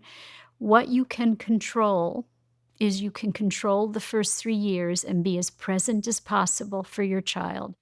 So if my kid starts screaming in a supermarket, Mhm. one of the prevailing pieces of advice says just walk off or start screaming yourself as the parent to show them. Am I supposed to just ignore my child when it's screaming and throwing a tantrum? Am I meant to drop what I'm doing and go and cater to them? What am I meant to do in these You're going situations? to have me on speed dial, Stephen. You be careful, because if you make a promise Yes, like I that, promise. I will promise. call. I'll be on speed You dial. really want to drop your career Yes, and focus you on can- raising my no, children. No, but you can call me. You I've got can this have on me video. On speed dial. That's legally binding. No, you can have me on speed dial. How much? Yeah, you can, as much as you want. So the deal is, you don't yell at your children. An emotionally regulated parent, a healthy parent, produces a healthy child. So what is a healthy parent? A healthy parent is a parent who feels good about themselves, who has authentically good self-esteem, not grandiosity, but really feels good about themselves, knows their strengths and limitations, and overall as a whole person feels good about themselves. They have the capacity to regulate their emotions, to keep their emotions from going too high and too low. Remember sailing in the Caribbean, meaning they can stay calm in a storm, is sensitive and empathic as a nurturer. These are signs of health in a parent. So if my kid says, I want that pack of sweets, and I go, you can't have that pack of sweets. Well, first you have to, so before you discipline, you always want to be empathic first. So I always say that if you are going to discipline a child, first you have to recognize how they feel. I mean, recognizing how children feel is important anyway, meaning when you recognize a child's feelings, if they're sad, you mirror their sadness. If they're angry, you say, I can see you're angry. If they're happy, you look happy with them. That kind of reflection is the way that your child knows that you acknowledge them, that they're a person to you, that they're a separate person to you. It's how they feel valuable. So when you acknowledge their feelings, that's the first critical, you'd say, parenting 101. Acknowledge your child's feelings. So I would turn to my child and say, you want sweets? Or are you hungry? Yeah, you can say, I can see that you really want that packet of sweets. I can see how hard it is because you really want it, but you know you can't have it before dinner. You know that's the rule. And then they start screaming and then crying. they start screaming and you say, broken record is a communication style where you say, oh, I can see it's really hard for you, but you still can't have the sweets. And you stay with them and you keep empathizing and then setting structure, empathizing structure, empathizing structure. The mistake that parents make is that they go right into the no word. They don't use empathy. They don't bring empathy in. And the truth is that even as an adult, if somebody just says no without first recognizing how you feel very unsatisfied, right? For a child, it's critical. It's critical that even when you have to say no, and particularly if you have to say no, that you first recognize how they feel. I mean, that's what all the relationship experts on the show tell me. They say if you want to be successful in a romantic relationship, then you first must make your partner feel heard and understood. That's right. Even if you disagree in an argument, That's right. First acknowledge what they said, maybe repeat it back to them, and then they'll feel heard and understood, and it kind of stops the broken record. Do you think that I'm a traumatized child? I don't know. I haven't heard about your traumatized background. If so, if you have a trauma, I would say we're all. So let me say this. There's this word trauma is used a lot. Can I just talk about it for a moment? Sure. there's something called big T trauma, right? Big T trauma is like I was in a car accident and I lost my legs, or, I lost my parents, my mother died of brain cancer, or my father was an alcoholic and beat me, or, there are things that are more concrete that you can like hold on to, things that happen to people. Yeah, I was raped, or, those are big T trauma. But believe it or not, probably fewer people suffer from big T trauma and more people suffer from little T trauma. And little T trauma is more nuanced. It's it requires looking with a finer tooth comb at the issues. It's more relational. It's more, I was subtly neglected by my mother. My mother wasn't a good listener. My mother loved me, my father loved me, but he never understood me. My parents were narcissistic and very self-centered. They were never around, and so people will come into my office and sit down, individuals for therapy, and they'll say, I don't know what's wrong with me. I had two parents who stayed together, had all the material wealth that I could need. I never wanted for stuff. My parents stayed together, and I don't know what's wrong with me. And so I say, okay, so you're telling me nothing big and traumatic happened to you in your life. Now let's talk about the nuance. And we're not very nuanced anymore. So we don't want to look at what causes most forms of mental illness, depression, anxiety, even ADHD, are the relational nuances of a family. And what do you mean by the relational nuances? It could be the neglect, being ignored, having a mentally ill parent that no one knows about, maybe a depressed mother who sleeps in the morning and doesn't get up and feed you. You get up and feed yourself, or maybe you're a latchkey kid who comes home and you're isolated and alone, or things that people can't see. But you see. And so that's why I would say most people go into therapy not for big T traumas, believe it or not, even though the ACEs study says, alcoholism and drug addiction, of course, those are big T traumas. Most people come into therapy for little T trauma. And the reason why it's quite difficult for those people is there's not a lot of reinforcement from society that those are also traumas, but in fact they are traumas. Attachment trauma, if you were put in daycare, so I have patients who come to me and say, I can remember being put in daycare, and you're not supposed to remember things until the age of 4 or 5, but some patients can remember flashes of memory under 5. And they'll say, I was put into daycare. All I can remember is screaming my lungs out for my mommy. You're not a fan of daycare, are you? No. What's wrong with daycare? Daycare raises salivary cortisol levels in children, the studies show, meaning those babies are put into stressful states at a very young age when their brains are developing. Daycare has been known to increase aggression and anxiety and behavioral problems in the school years. And those children are more likely to develop attachment disorders. Remember, those first 3 years when children are so very fragile and vulnerable, taking them away from your body as a primary attachment figure and handing them over to strangers and leaving them there for hours on end will cause your child to have to develop pathological defenses. And that's what those children are forced to do. So it is the least good option of childcare. So let's talk about what are the better options of childcare if you have to use childcare. You know how we say breast is best, and it is for a variety of reasons. But the best is your primary attachment figure for the first 3 years, as much as possible. Primary attachment figure, you mean the mother? No, it can be the father. Okay. It's the go-to person who's a sensitive, empathic nurturer. So when that baby's in distress, that baby gets their emotional needs met. It can be the father. It can be the father, but first the father has to learn how to be a sensitive. It doesn't come naturally to most men. With rare exception, I have known some patients where the husband, the father, was more sensitive than the mother. It's possible.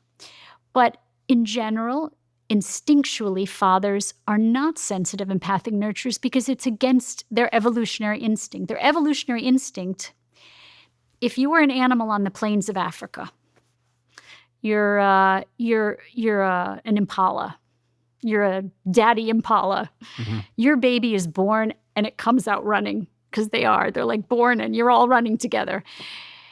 You get behind that baby and you're like, get going, buddy. You better get going or you're going to be lunch for that lion. That's a father's instinct, is to protect. It's protective aggression, right? That's different than the baby impala falls down and the mother comes over and licks the baby and says, "Are you okay, honey? Can I give you a hug? Can you, if impala could talk." So it's a different instinct. So fathers can be taught to be primary attachment figures, but this is why I say it's so very important that we recognize the difference between men and women. If we just think they're exactly the same and we throw a father into the mix with an infant and the mother's going out and the father's staying home, if we don't talk about this stuff and talk about it openly and say, when the baby cries, you have to mirror the baby's emotions. You have to do skin to skin. You have to soothe the baby, not encourage resilience, not distract the baby, not use discrepant emotions with the baby. If the baby's crying, don't go, "Oh, you're okay, you'll be fine." No. So it's really important if the father's going to stay home that he learns how to be a mother. Sometimes gay couples will come to me and I'll say, two gay men will come. I'll say, which one of you is going to be the mother? Now, that may seem politically incorrect, but someone's got to play that role. You cannot have two fathers for a child. A child needs a mother and a father. If you're going to have two men, then one of them has to play that sensitive, empathic role. The other has to play the playful, tactile stimulation role. Same with two women who are raising children. It's better to have a father and a mother than two mothers. So which of you is going to be the dad? Which of you is going to roughhouse and play basketball and roll around on the ground and tickle the baby and encourage exploration and risk-taking? And can't you both do half each? No. And I'll tell you why. It's very confusing to children. When parents say, "I'm both mother and father to my child," I say, no, it's very confusing to children. They need to have a mother figure and a father figure. And I say that knowing today's politics and knowing today's social situation. You can have a mother figure who's not a mother. Maybe it's a nanny. Maybe it's a grandmother. You need a mother figure. And you need that mother figure to be around a lot. If that mother figure is the one who provides the sensitive, empathic nurturing. So some of this can be taught, but it can't be taught unless you first acknowledge that there are differences. If we cannot as a society acknowledge the inconvenient truth that men and women are different in terms of their nurturing behaviors, then we can't teach anybody anything. I'm looking at some stats here in front of me on a graph, which I was just reading as you're explaining that, because it seems to be quite relevant. And it shows that in 1960, 1 in 10 mothers were the sole primary breadwinner. Yeah. Now, it's almost at half. It's on its way to half. I know. Almost half of mothers are the sole or primary breadwinner in 2016. So, I mean, these mothers can't just quit their jobs. So it's a good question. I get a lot of people coming to me and saying, and this is very common, "I want to quit my job. I want to downscale. I want to work part-time, but my husband won't support it because I made a promise that I would be the primary breadwinner. And now I want to switch and he won't switch, or he doesn't support me giving up my high-paying job. But I feel this transformation of being with my baby and I don't want to leave my baby." The problem with young people is they promise each other, they make promises to each other that they probably should not make. Do not promise your spouse that nothing will change when you have a baby. Say to your spouse, let's prepare for everything to change.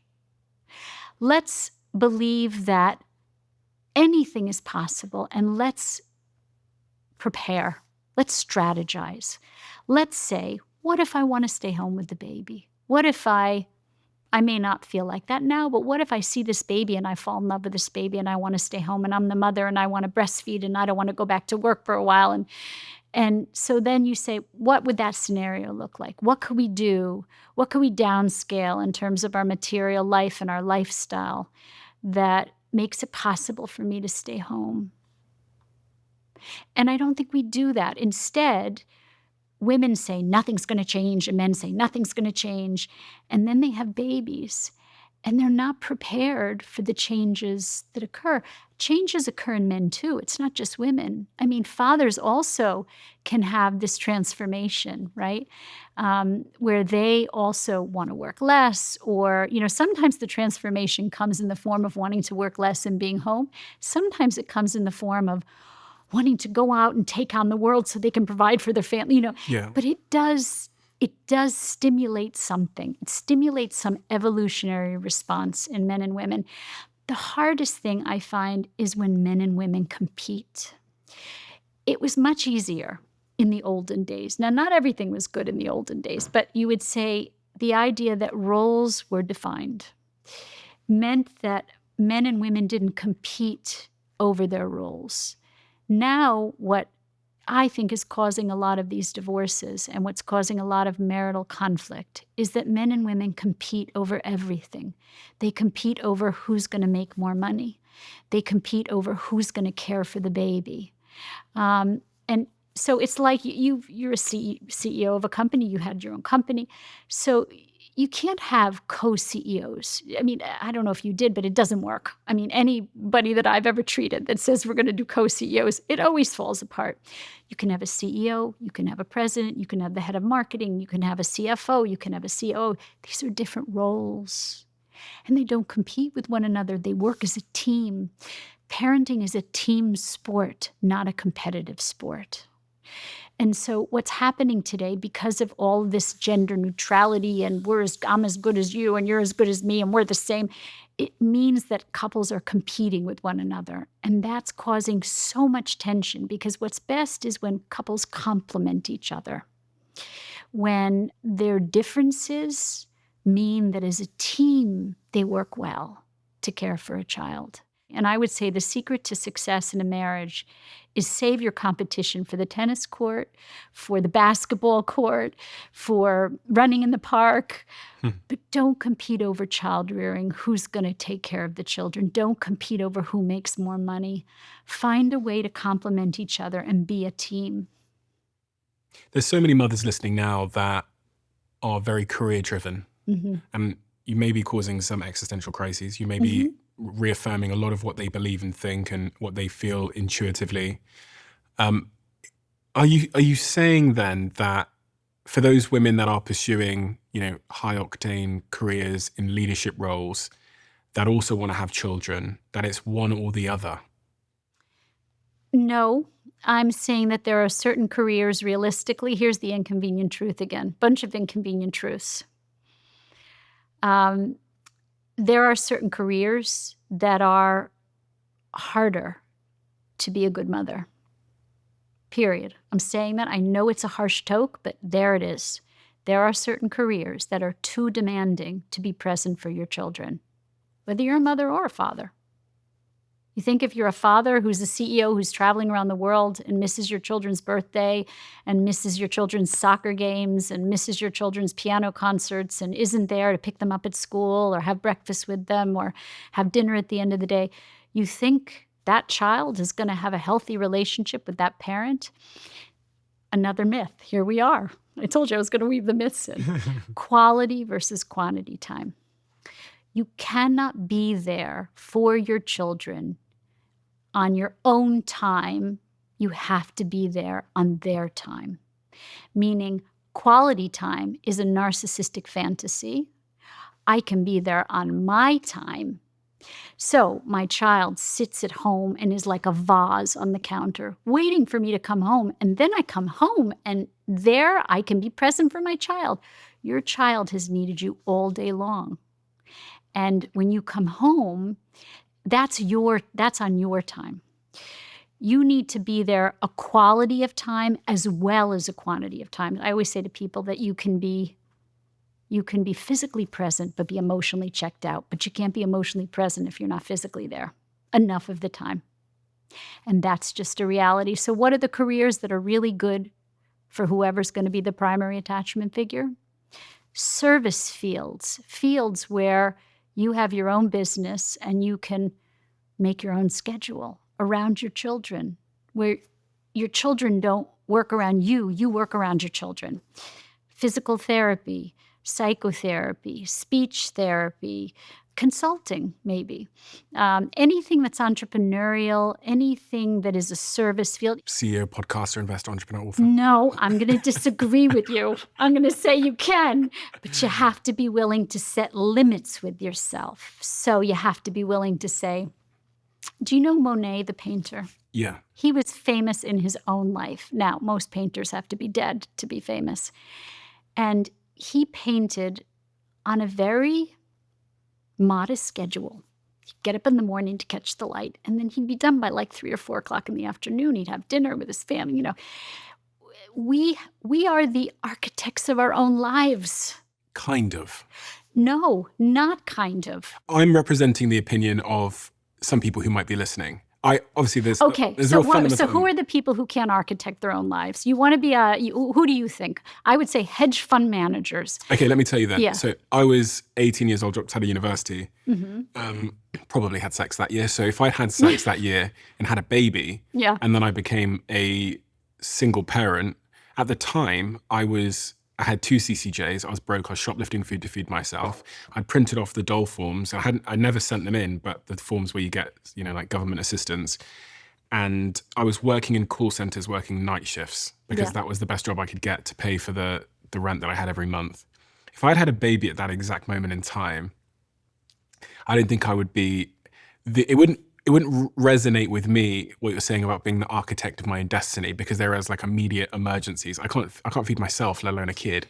So I'll tell you. And I also didn't have any family within hours. My mum had basically disowned me because I dropped out of university. I was alone. Did you have a baby at 18? No. Okay. I haven't had kids yet. I'm hoping to. Okay. So, first of all, it's a good reason to use birth control and not have a baby at 18. But okay, let's put that aside for a second. Let's put that aside for a second.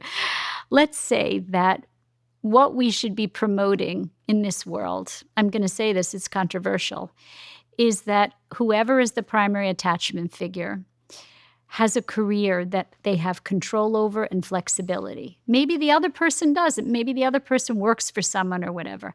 But in my book, I interview a lot of different women from a lot of different socioeconomic backgrounds. And one of the women that I interviewed was a nanny. And she said she had 3 children. And she said that the way that I raised my children, because I was a single mother raising 3 children, I had to work to pay the rent. She said, but I made sure that I didn't work past 5 o'clock. I never worked past 5 o'clock.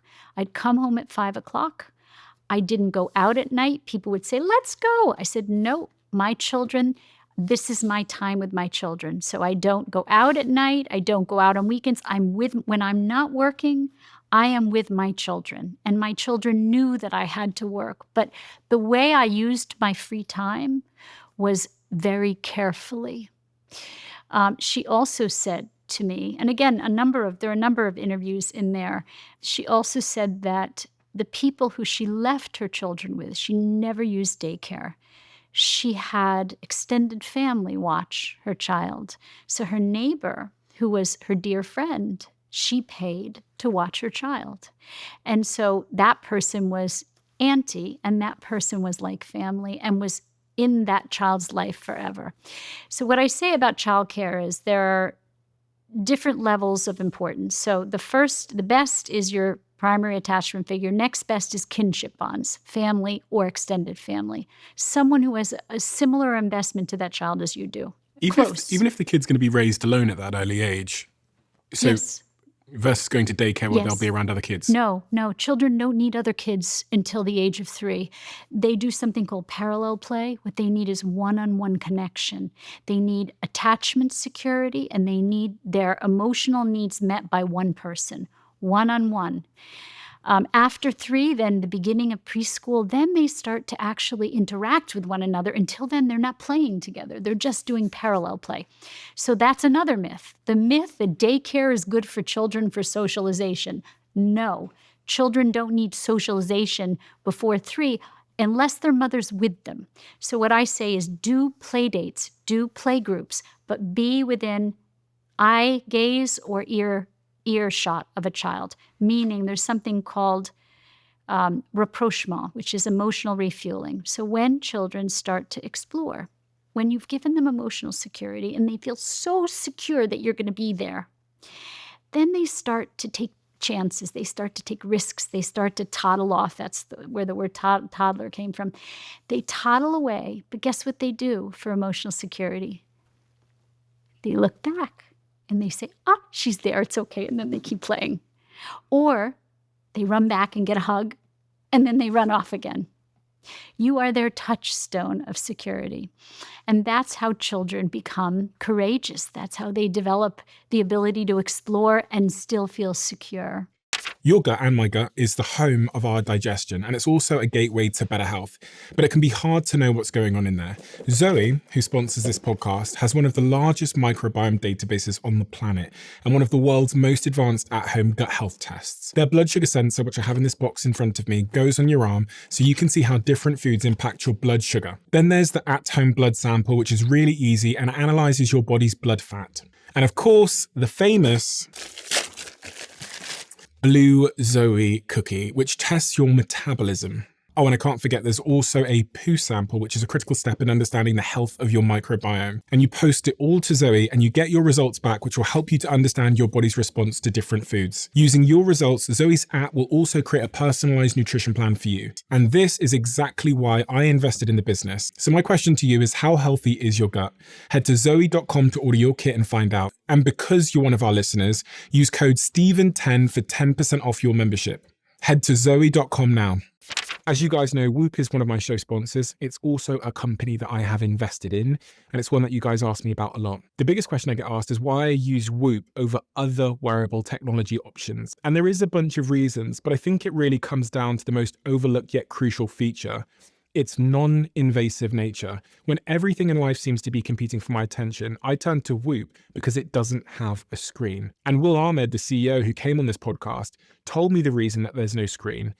Because screens equal distraction. So when I'm in meetings or I'm at the gym, my Whoop doesn't demand my attention. It's there in the background, constantly pulling data and insights from my body that are ready for when I need them. If you've been thinking about joining Whoop, you can head to join.whoop.com/CEO and try Whoop for 30 days, risk-free and zero commitment. That's join.whoop.com/CEO. Let me know how you get on. You keep mentioning, but 3 years old. Yes. Why 3 years old? And there's kind of like two segments to this question that I was keen to understand. Is there an element of neuroplasticity that makes the age of 3 so important? And the other kind of sub question I was trying to figure out in my head was, is the damage we do before 3 years old to a child inadvertently at all reversible? Okay. And is it damage? So plasticity, there are certain what we call critical periods of right or social emotional brain development. One is 0 to 3, and it's the most important because what's happening is something called neurogenesis. So it's the growth of cells. And your presence as a parent who provides safety and security, buffers your child from stress, regulates their emotions, is critical to them growing that right brain because 85% of their right brain is developed by 3. Crazy, right? 85%. And you being there changes the architecture of that brain. That's how important you are. Like people come up to me in cocktail parties and they'll say to me, I don't have to be there. My baby's just sleeping and pooping and, they don't need me. I'm going to be around when they're talking and walking. I'm like, no. I'm like, you got it wrong. I'm like, you have to be here now because now is when the cell growth is happening.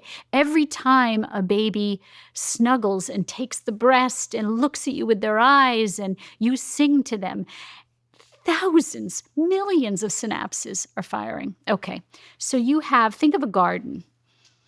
By 3 years of age, you're growing a garden. I know because I just started a garden where I have vegetables and flowers and it's abundant. I love my garden. This is an abundant garden of brain tissue, okay? if you do it right, it grows, it overgrows, the flowers, the vegetables, it's growing crazy. Okay. Now they go into childhood. After 3 years old, they go into childhood. And from 3 years old till about 9 years old, it's still growing, but it's not growing at the same pace. So say that it's still like growing a little, the garden grows in one big burst and then little bursts. So from 3 to 9, it's still growing, right? But not to the same degree as the first critical period of brain development. Now adolescence comes, 9 to 25. And now you have to prune back the garden, because if you don't prune back the cells you don't need, it's as damaging to the brain as if you didn't grow them to begin with. So in these two critical windows, the environment dictates, do the cells grow? Do they get pruned? And when they're really little, you're their environment. You're it. Tag, you're it. When they're in adolescence, you're a very important part of the environment, but not all of their environment. They have friends, they have school, they have activities, right? And so it's very important if you can get to the first window to get there, because you don't know what's going to happen to them and you want to fortify them, right? You want to fortify them so when they get to adolescence, which is really painful and hard and a struggle, that they have the inner resources to cope with adolescence, because it's so hard, adolescence, right? And it offers such adversity, social adversity, academic adversity, right? Social media. So both of these periods are important. If you miss the first window... What, 0 to 3? Yes. The title of my second book, it's called Chicken Little, The Sky Isn't Falling, Raising Resilient Adolescents in the New Age of Anxiety. If that isn't a mouthful. Do you know what the title of the book was supposed to be? It was supposed to be Second Chances. Okay. And the title of being there was supposed to be called The Lost Instinct. So if you messed up your kids, you get a second chance. You get a second chance. And what do? I want people to read the book because it's more nuanced than what I'm saying. A lot of what you should have done in the first 3 years. So you got to be there. You got to be there in a different way. You're not going to, they're not little, but when they come home from school, if you are not there, when the door swings open, everybody knows that teenagers close their doors, if they have doors. And that's their way of saying, my defenses are up, go away. If parents work really hard and then they come home and they go, knock, knock, knock, I'm here to spend time with you. How was your day? That door's closed. Closed, baby, closed. If you aren't there when the door opens on its own, on their terms, if you're not there when they're coming out to get a snack or to take a pee or to take a break from their studying, if you are not there then and open for business, for communication, the door closes again. So it goes back to this idea that children need you when they need you, not when you're personally available. And if you miss that window, it's not the end of the world, because a word that we use is to repair. You can repair a lot of the damage, but to repair the damage, you can't go back. It's sort of like going to a confessional if you're Catholic. You go in and you say, oh, Father, I murdered somebody today. And the priest says, well, say 12 Hail Marys. And I don't know, I'm not Catholic, but you can't go out and murder again. So if you're going to repair, it means that whatever happens between you and your child, you're trying to be a better parent. You're trying to do things differently, right? You can't take advantage of their good graces and keep pushing them away, but repair is possible, because the brain is plastic and it's always growing and shrinking until it's not. What if I'm 30 years old, for example, and I had a traumatic upbringing? Can I repair myself from the childhood trauma that I experienced between the ages of 0 and 10? The way that I would put it is, it takes a relationship to cause the trauma, and it takes another relationship to repair it. So the thing that most people don't understand about therapy, and why I really recommend psychodynamic psychotherapy. Some people would say psychoanalytic therapy, but a more in-depth kind of therapy that lasts longer is because you develop a relationship. It's not that you are healed from some pithy thing that the therapist says. I mean, I wish I was so smart that I could say this and, everybody would say, you're a genius and pay me millions of dollars. It doesn't work like that. Therapy requires the consistency of a relationship with the therapist because it's through that therapist seeing you through the ups and downs of your life, reflecting your feelings. It's a kind of emotionally reparative experience, but it's not what the therapist says as much as the relationship, the long-standing relationship with the therapist. So what's healing is the relationship rather than the interpretations. And can that be a romantic relationship that then course corrects you in some regard? Okay, so the idea is that to really heal, it requires relationships. And those relationships sometimes can be people that you love. The problem with people that you love is that you end up burdening those people with, you can overburden the people that you love with your conflicts, your internal losses.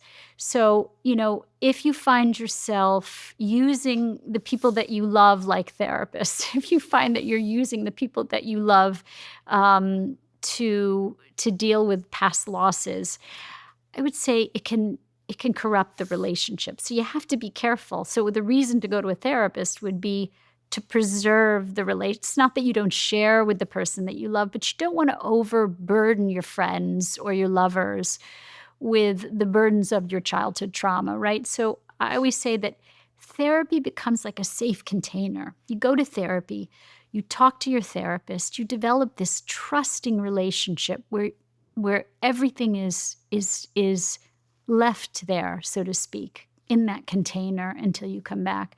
But therapy is not for everyone. It requires laying down your defenses. It requires the ability to be open and talk about your feelings.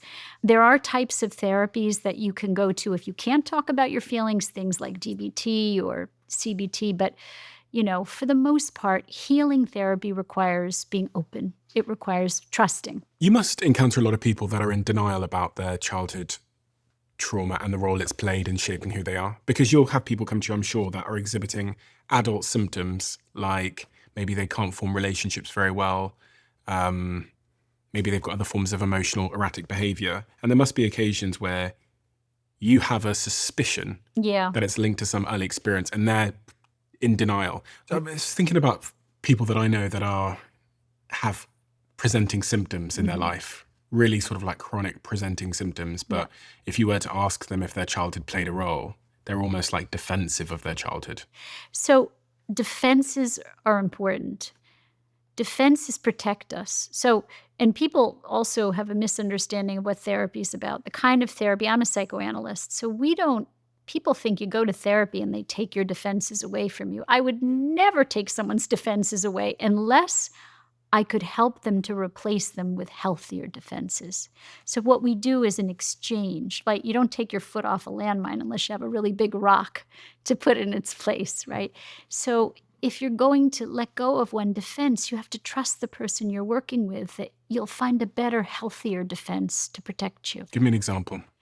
If you used anxiety in childhood, if you used the anxiety to get attention. What if you complained as a child and you went around and said, I'm worried about this and so in a way it serves a purpose. That anxiety, that complaining, that expression of emotion, it gets the attention from your parents. And suddenly, and I do believe that there's a lot of this going on. A lot of kids are breaking down and saying, I'm anxious, I'm depressed.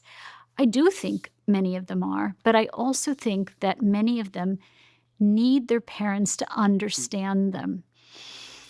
So that would be what I call, it's a defense, but it's an unhealthy defense because what ends up happening is that the parents stop being able to hear them because they complain and the anxiety starts to grate on the parents and the parents pull away, right? And so what would be a better defense for that child is to learn how to express what they need from their parents instead of just saying, I feel anxious or I feel depressed, but to actually say, you know, Mom and Dad, you don't really spend any time with me. You don't really, and when you're home, you're distracted and you're on your computer and your iPads and you don't really seem that interested in me. And so that's a better way of going about getting the attention that they need. So you're never taking something away from someone unless you have something better to give them. And that's a myth of therapy, right? So people feel that they're going to go into therapy and be left defenseless. Now, defensiveness, which you mentioned, is a different thing entirely. When someone is defensive, it means that it's an unhealthy defense. It means that you hit something. So when you say to your friend, do you have any childhood trauma? And they say, absolutely not. What do you, blah, blah, blah. That defensiveness, as opposed to someone who says, you know, I can't think of any. Maybe what, so the ability to introspect about the good and the bad and integrate the good and the bad is a healthy sign. If you have a friend who can't talk about the sadness of their childhood, or a friend who can't talk about the happiness, who can't integrate the good and the bad of their childhood, you know something happened there. And if you have a friend who won't talk at all, then you really know something happened there. You hit a sensitive spot. Are daddy issues real? Because the term is thrown around in culture like, oh, she has daddy issues. It's typically she has daddy issues, isn't it? Right. So there's something called Oedipal development, which is sexual development. It's really relational development, but it's sexual development, which is that all little boys fall in love romantically with their mothers and want to marry them. So all little boys say, I want to marry you, Mommy. Daddy, get lost. It's sort of like that. And all little girls want to be Daddy's little princess and marry Daddy and want Mommy to get lost. And it's this period of about, 3 to 6 years old. And I always prepare parents for this. Fathers need to reinforce themselves and feel secure enough so when their little boys who have been their buddies and who have loved them, when their little boys say, bye-bye, Daddy, get lost, they don't react. They don't go into a deep depression. They hold it and they say, oh, I get it. You love Mommy. That's okay. Same with little girls. If their mothers overreact, become angry at them, reject them, say, oh, you just love your daddy. And so, but if daddies are not present enough for little girls, it doesn't form. So our first romantic relationships are with our opposite sex parent. So as a little boy, your first romantic relationships with your mother. As a little girl, your first romantic relationships with your father. If your opposite sex parent is not present at all, there's a loss there.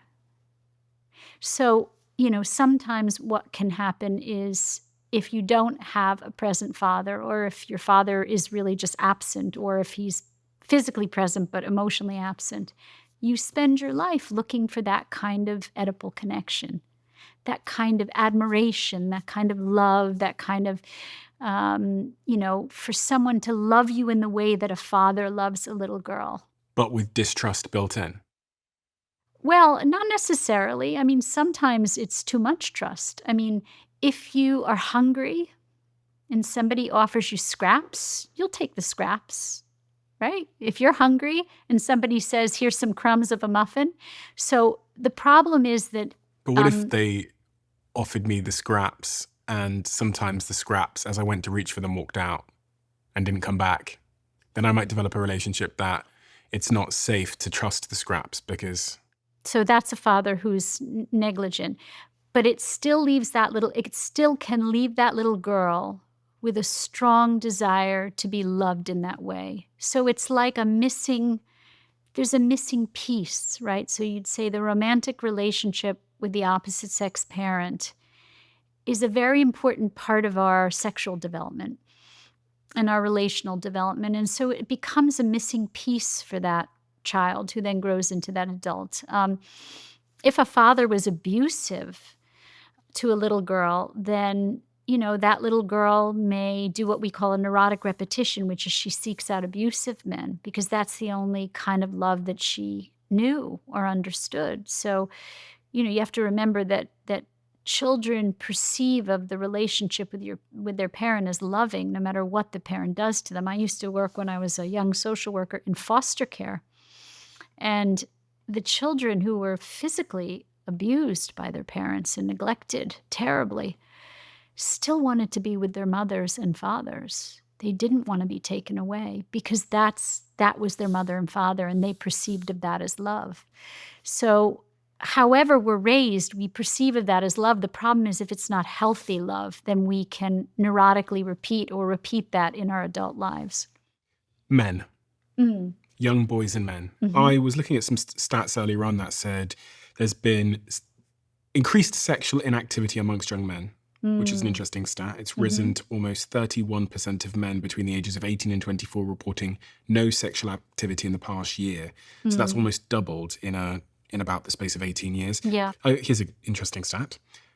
High suicide rates amongst men. Men account for nearly 80% of all suicides in the US. The highest rate observed among 45 to 64-year-olds globally. Suicide is the leading cause of death amongst young men.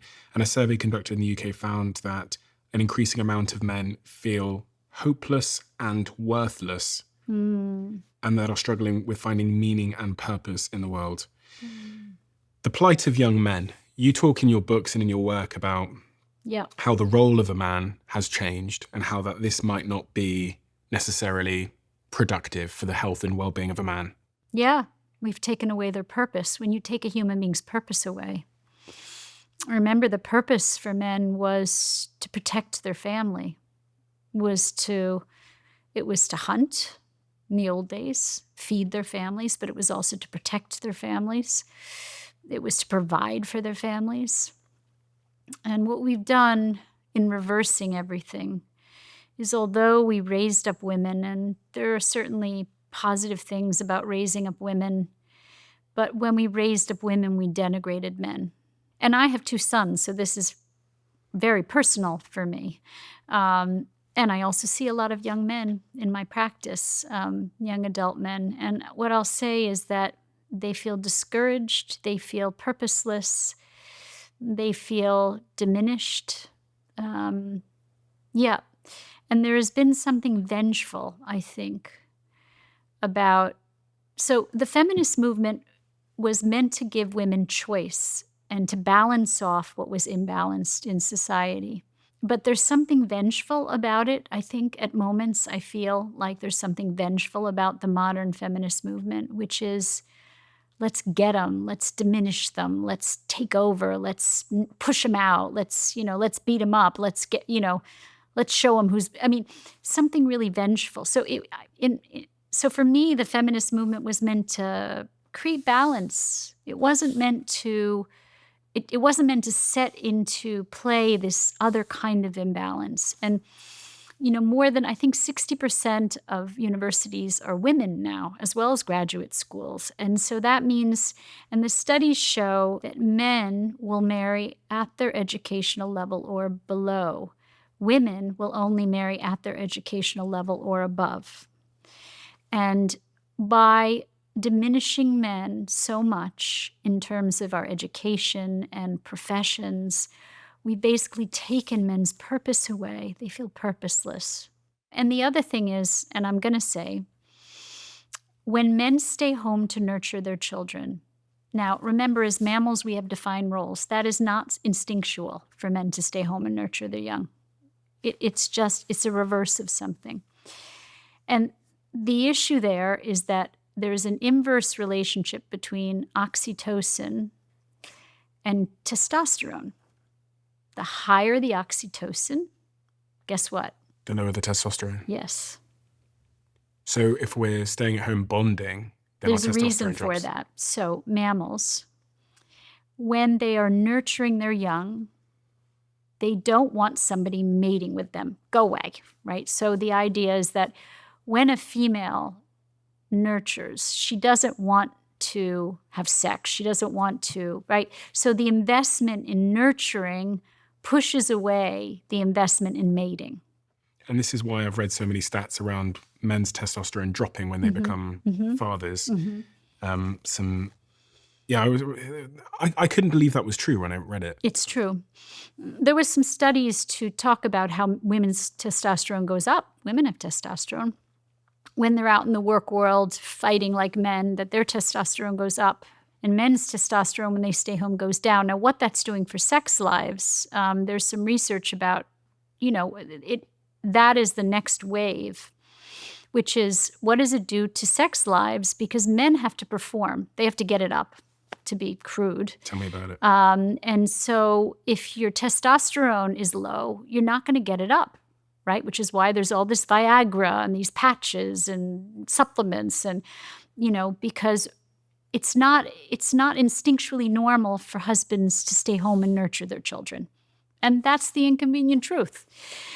How that affects men's and women's sex life when women come home from their banking jobs and their law jobs, do their husbands not want to have sex with them? And, is that breaking up? So this is all I think this is the next wave of, we've reversed things societally so fast.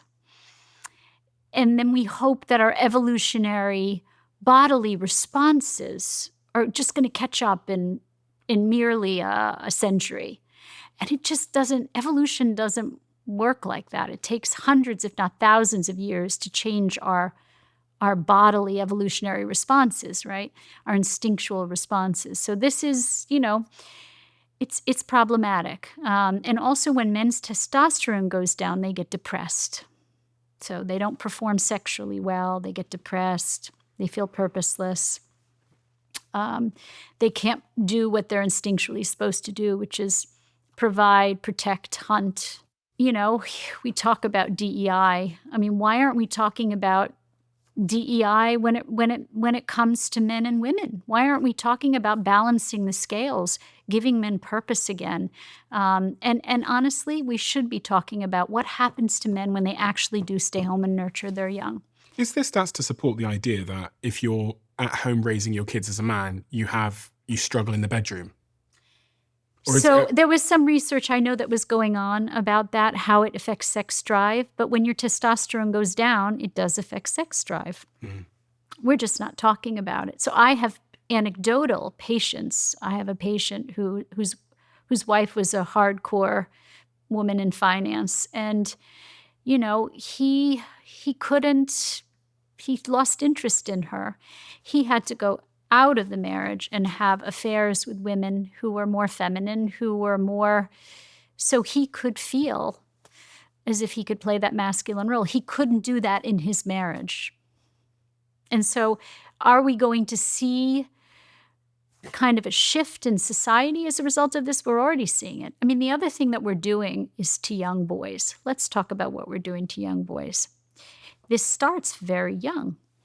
We basically educate young boys in a way that really favors girls. From a very young age, we talk about being able to sit quietly and regulate your emotions and not be aggressive and not be impulsive. And these little boys are being diagnosed with ADHD, many of them just for being little boys. Little boys need to run around. They have a lot of physical energy. They have tons of testosterone. When you're like between 3 and 6, you have a surge of testosterone, and all you want to do is run and jump and play and be outside. And what we're doing, we're putting them in school, making them sit in circle time. So we marginalize them, we label them, we say they have a problem, we say that they have ADHD, they have behavioral problems. And in many of them, the stress that I talked about is the stress of making little boys be more like little girls. And that's where it starts. And so then they go into childhood. And again, the educational system favors the way girls learn, not the way boys learn. How do boys learn? Boys have attention spans for very short periods of time, and then they need lots of physical activity. So ideally, if you go to and look at the boys' schools, what do? They run the boys like running the dogs in the park. They sit for 45 minutes or half an hour, but then the boys get time off to run around. And then they'll sit another half an hour and then they'll run around. I mean, they have like 4 Rhesus periods a day. And so that's really better for boys. And little girls have more of a capacity to sit quietly in circle time and and sort of, they don't have as much testosterone. They don't have that need to run and jump and play to the same degree that little boys do. They do need to play. We're not letting our kids play, boys and girls, because we're trying to force left brain development on them too early. But we are forcing little boys into this box, and they're not doing well in that box. And then they're labeled. They're labeled as having behavioral problems, ADHD, and that label then follows them through childhood, sometimes into middle school, into high school. Yeah. What would you change? I make you Prime Minister of the world, President of the world, and you can fix this issue. Oh, I would have little boys educated separately than little girls in the early years. In the early years, I would have boys' schools and girls' schools because little girls learn differently. And also, there's been a lot of evidence to show that in the early years, when you do single gender education, little girls will try things, will take risks with things that they wouldn't in front of little boys. And little boys will try things that they wouldn't take risks in front of little girls. Like little boys are more likely to try art and painting and music. Little girls are more likely to try STEM and math and, all these things that we talk about little girls should do. So the idea is that single gender education in the early years is better for little kids because they learn differently. What about as it relates to men? What would you change to fix the issues you were talking about with testosterone and those kinds of issues? Talk about it. We should be talking about it. We don't talk about this issue. How many times have you heard what I just said? People don't talk about the fact that if we're going to flip this around and have men be the nurturers, they're going to have pretty low testosterone. You're going to have to supplement their testosterone. And so, and also you take their purpose away evolutionarily and they get depressed. Women have many sources of self-esteem. They have work, they have children, they're relational. And for the most part, historically, men found their self-esteem from meaningful and purposeful work, and also from protecting their families. So what we've done is we've taken their purposeful work outside the home away. We've made their purposeful work staying home with children, and we've lowered the testosterone. So if you look at it and say, we're trying to switch, it's like a social experiment. We're trying to change something that's taken thousands of years of evolution to create in just, less than 100 years. And it's problematic. So what would I do? I would talk about it. I would have couples talk about it. I think they need to talk about the competitiveness. I think they need to talk about the envy and the jealousy and even the disappointment. I mean, a woman who comes home and sees her husband caring for the children, on the one hand, she might say, oh, my husband's so sweet and lovely, and I love that he cares for my children. And on the other hand, she says to her friends, I wish he was bringing in more money, and I wish he was taking care, I wish he was taking care of me. So it's problematic. There was a longitudinal study done in the Philippines that followed 624 men over almost 5 years and found that those who became fathers experienced a significant decline in testosterone levels. Specifically, newly partnered fathers had a median decrease of almost 30% in morning testosterone and 35% in evening testosterone, which were significantly greater than the declines observed in single non-fathers. Moreover, fathers who reported spending 3 or more hours daily in childcare had lower testosterone levels compared to those less involved in caregiving. And there's also an impact on co-sleeping, where research indicates that fathers who co-sleep with their children exhibit lower testosterone levels than those who do not. This suggests that close proximity during sleep may further influence hormonal changes associated with parental caregiving. Yeah. One of the arguments I've heard before as to why men's testosterone dips if they're new fathers is because it's an evolutionary reason to make us not go out and cheat on our partner and take care of our kids. Well, it's investment in it. So either you're invested in mating or you're invested in caring. Yeah, so it's a good thing. Yes and no, because you still need to have testosterone to have a relationship with your wife, a satisfying relationship. So, and unfortunately, that doesn't stop men from going out and cheating on their wives, because a healthy man would say, well, we used to have sex twice a day, every day, and now that we have a baby, we only have sex once or twice a week because the baby's so small. And a healthy man would say, that's enough. I can compartmentalize. I can, right? A less healthy man might say, I'm going to go out and get it someplace else because I can't get it here. So, yeah, I mean, there's nuance to all the questions you're asking. But what I would say is that testosterone going down a little bit when you have a baby in the bed is fine. But the kind of testosterone we're talking about going down when you stay home and nurture, we'll see. It could be problematic. My last question is about devices and technology. Yeah. There's been a lot of books written recently and a lot of conversation around the impact that screens, social media, mobile phones have on children. What is your thoughts and philosophy towards raising healthy kids in a world of technology? Well, I think it's the American Pediatric Association says no technology under the age of 2 for good reason. No iPhones, no iPads, right? You want to sit and watch a Mr. Rogers when your baby is 2 together, a rerun of Mr. Rogers' Neighborhood, that's fine, but no technology.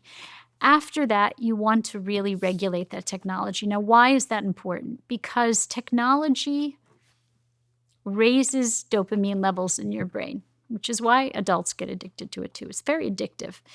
And the problem is that with adults, when you look at technology, it does raise your dopamine, but there was some research to show that technology raises the dopamine in an adolescent's brain tenfold to that of. So in other words, it would be like if you smoked a joint, it would make you high. If an adolescent smoked the same joint, it would make them 10 times higher. It has to do with the sensitivity of the brain to dopamine and the lack of regulation. So the prefrontal cortex is the part of the brain that regulates emotions, and it's not fully developed till about 25. So all that dopamine that has to be regulated is more easily regulated in an adult than an adolescent. So it's not good because it leads to addiction. Okay. It's not good because particularly social media, but all kinds of technology, they get the amygdala going. Remember that little almond-shaped stress-regulating part of the brain? It turns on the stress reaction, which you don't want to do chronically. There's lots of problems with that. And in the case of social media, with adolescents, particularly adolescent girls, it takes advantage. I mean, you have to say that this was invented to take advantage. It's not a coincidence.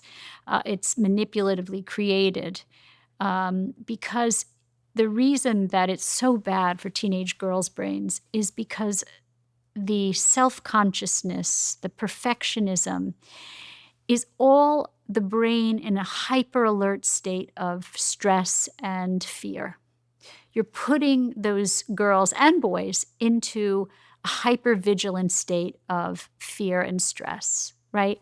I have to be perfect. I don't look as good as them. My dress isn't as pretty. So you're putting children into a fear state, and then they can't separate from the device. It's like there was a movie, I think it was called Inception, where you could get stuck in a paradigm. You could get stuck in this fantasy, right, in a virtual reality.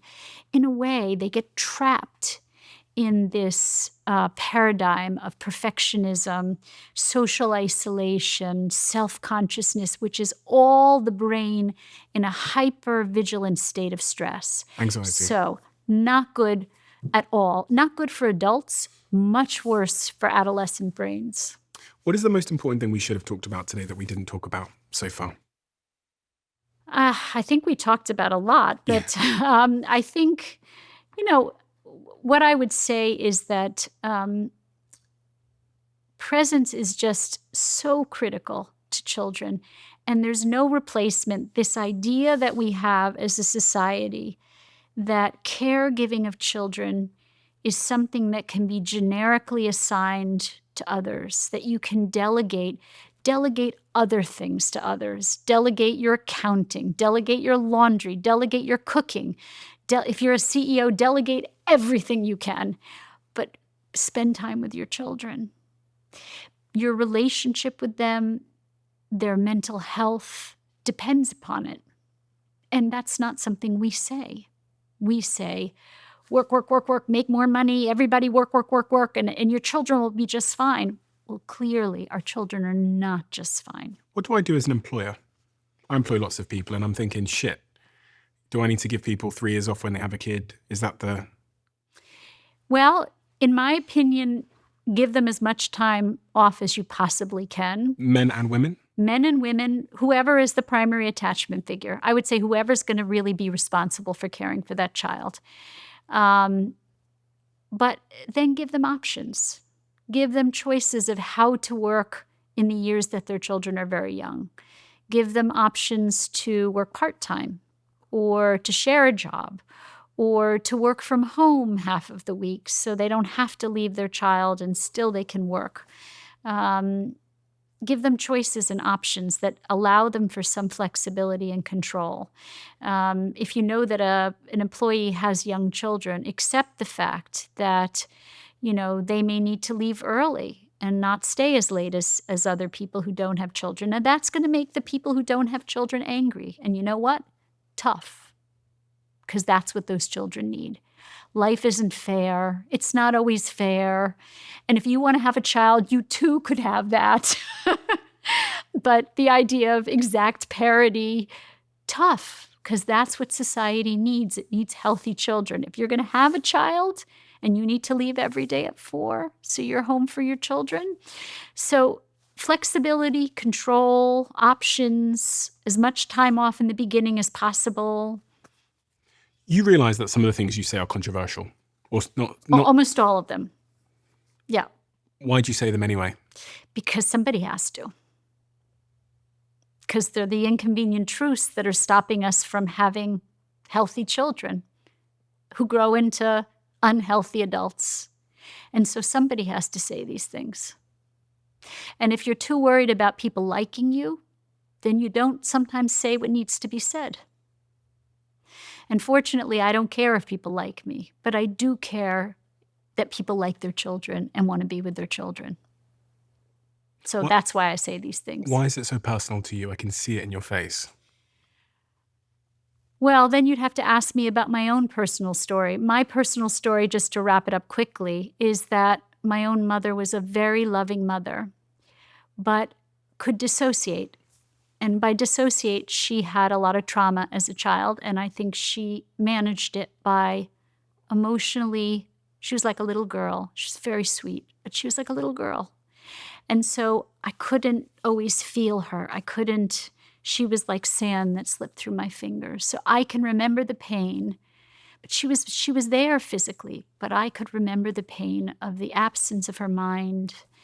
And she could feel for me, which is why I have such compassion. But she couldn't think about me. So there's 2 things parents have to be able to do for children. They have to be able to feel for them. They have to feel empathy for their pain, for their distress. They cannot look away from their children's pain and distress. You cannot look away. You do not have the luxury of looking away from your children's distress. But you also have to be able to think about them and be able to think about who they are. My mother could feel for me, but she couldn't think about me because she would dissociate. So my own personal pain is having had a loving mother who had some limitations. And so it made me want to be a better mother, but it also made me want to treat people who want to be better mothers and fathers. What were the symptoms that had on you as a young woman growing up, as an adolescent? I struggled socially, and I struggled with my identity and personally and, self-esteem, I would say. And it wasn't until I went into therapy. I tried a lot of things in my 20s. I worked in television production. I worked on Capitol Hill. I worked in many different public relations. And in the end, I found myself sitting in my therapist's office one day and looking around and saying, this is where I want to be. I want to do what she does. And I want to help people the way she's helped me. So that relationship with my first therapist and then my second therapist. And, as psychoanalysts, we have to be in treatment for many, many, many years because the point is we have to work on ourselves so deeply that we don't do harm to patients inadvertently with our own issues. So we have to be very, as we say, very organized as a person. But yeah, so that's my personal story and why mothering is so important to me and the vulnerability of babies is so important to me. Erica, we have a closing tradition on this podcast where the last guest leaves a question for the next guest, not knowing who they are leaving it for. And the question that has been left for you is, what does your obituary say?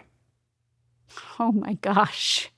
I want to know who left that. You're going to tell me after. Oh boy, what does my obituary say? Kind, generous, compassionate, fervent in her beliefs, stubborn as hell, a good friend, a good mother, a wonderful wife. Yeah. I think it will. I certainly think it will. And I think there'd also be an additional couple of sentences there that speak to the value that you've given to the world through the work that you do. Now, people might not agree with everything you say because people have lots of different opinions on these subjects, but I'm of the opinion that people who are willing to deliver their thoughts, their truth, based on the science that they've experienced and that they've read and what they've studied and the experiences that they've had, the clients that they've seen, is so unbelievably important. Because I think if we look back through history, progress has occurred when people have dissented from the accepted narrative. In fact, I probably wouldn't be able to sit here in America as a black man if it wasn't for people who had the courage of their convictions to dissent from certain narratives. And so I've always, I think, have had it hardwired into me that disagreement is productive, especially when it's well-meaning. And that's exactly how I see your work. I think that you're challenging a narrative, bringing evidence and a new opinion to the table, a different perspective that I think is very, very important for so many. And it's been so interesting for me because I've struggled. I'm approaching that season of life where I become a father, and I'm reading all this stuff about leave your kid to cry on the floor in the supermarket, or put them in timeout, or I am so giving you my number. Yeah, I know, but so I've been trying to wade through this storm of like parenting advice and bullshit and stuff, and it's really wonderful to hear your perspective because it is a counter perspective. It's the perspective that nobody really wants to say out loud, and therefore for me it's useful. Thank you, Erica. Thank you so much for your time and generosity today. I really, really appreciate it. And please continue to do the work you do. And I'm very excited for your upcoming book. I think it's next year, isn't it? It is. About divorces. If anyone wants to find more of your work, we've got these two exceptional books here, Being There, Why Prioritizing Motherhood is in the First 3 Years Matters, which is a wonderful book that was published in 2017, I believe. And then this one here, Chicken Little, The Sky Isn't Falling, Raising Resilient Adolescents in the New Age of Anxiety, which was published in 21, I believe. I'll link both of these below. I highly recommend you read these books if you're interested in these subjects like I am. But where else can people find you? www.komisar, KOMISAR.com. And also at Attachment Circles, the website should be up and running soon. If you're looking for community and education, come to Attachment Circles. Great. I'll link both of those below wherever you're listening to this now. Erica, thank you. Thank you for having me. Some of the most successful, fascinating, and insightful people in the world have sat across from me at this table. And at the end of every conversation, I ask them to leave a question behind in the famous diary of a CEO. And it's a question designed to spark the kind of conversations that matter most, the kind of conversations that can change your life. We then take those questions and we put them on these cards. On every single card, you can see the person who left the question they asked, and on the other side, if you scan that barcode, you can see who answered it next. Something I know a lot of you have wanted to know. And the only way to find out is by getting yourself some conversation cards, which you can play at home with friends and family, at work with colleagues, and also with total strangers on holiday. I'll put a link to the conversation cards in the description below, and you can get yours at thediary.com. This has always blown my mind a little bit. 53% of you that listen to this show regularly haven't yet subscribed to the show. So could I ask you for a favor? If you like the show and you like what we do here and you want to support us, the free, simple way that you can do just that is by hitting the subscribe button. And my commitment to you is if you do that, then I'll do everything in my power, me and my team, to make sure that this show is better for you every single week. We'll listen to your feedback, we'll find the guests that you want me to speak to, and we'll continue to do what we do. Thank you so much.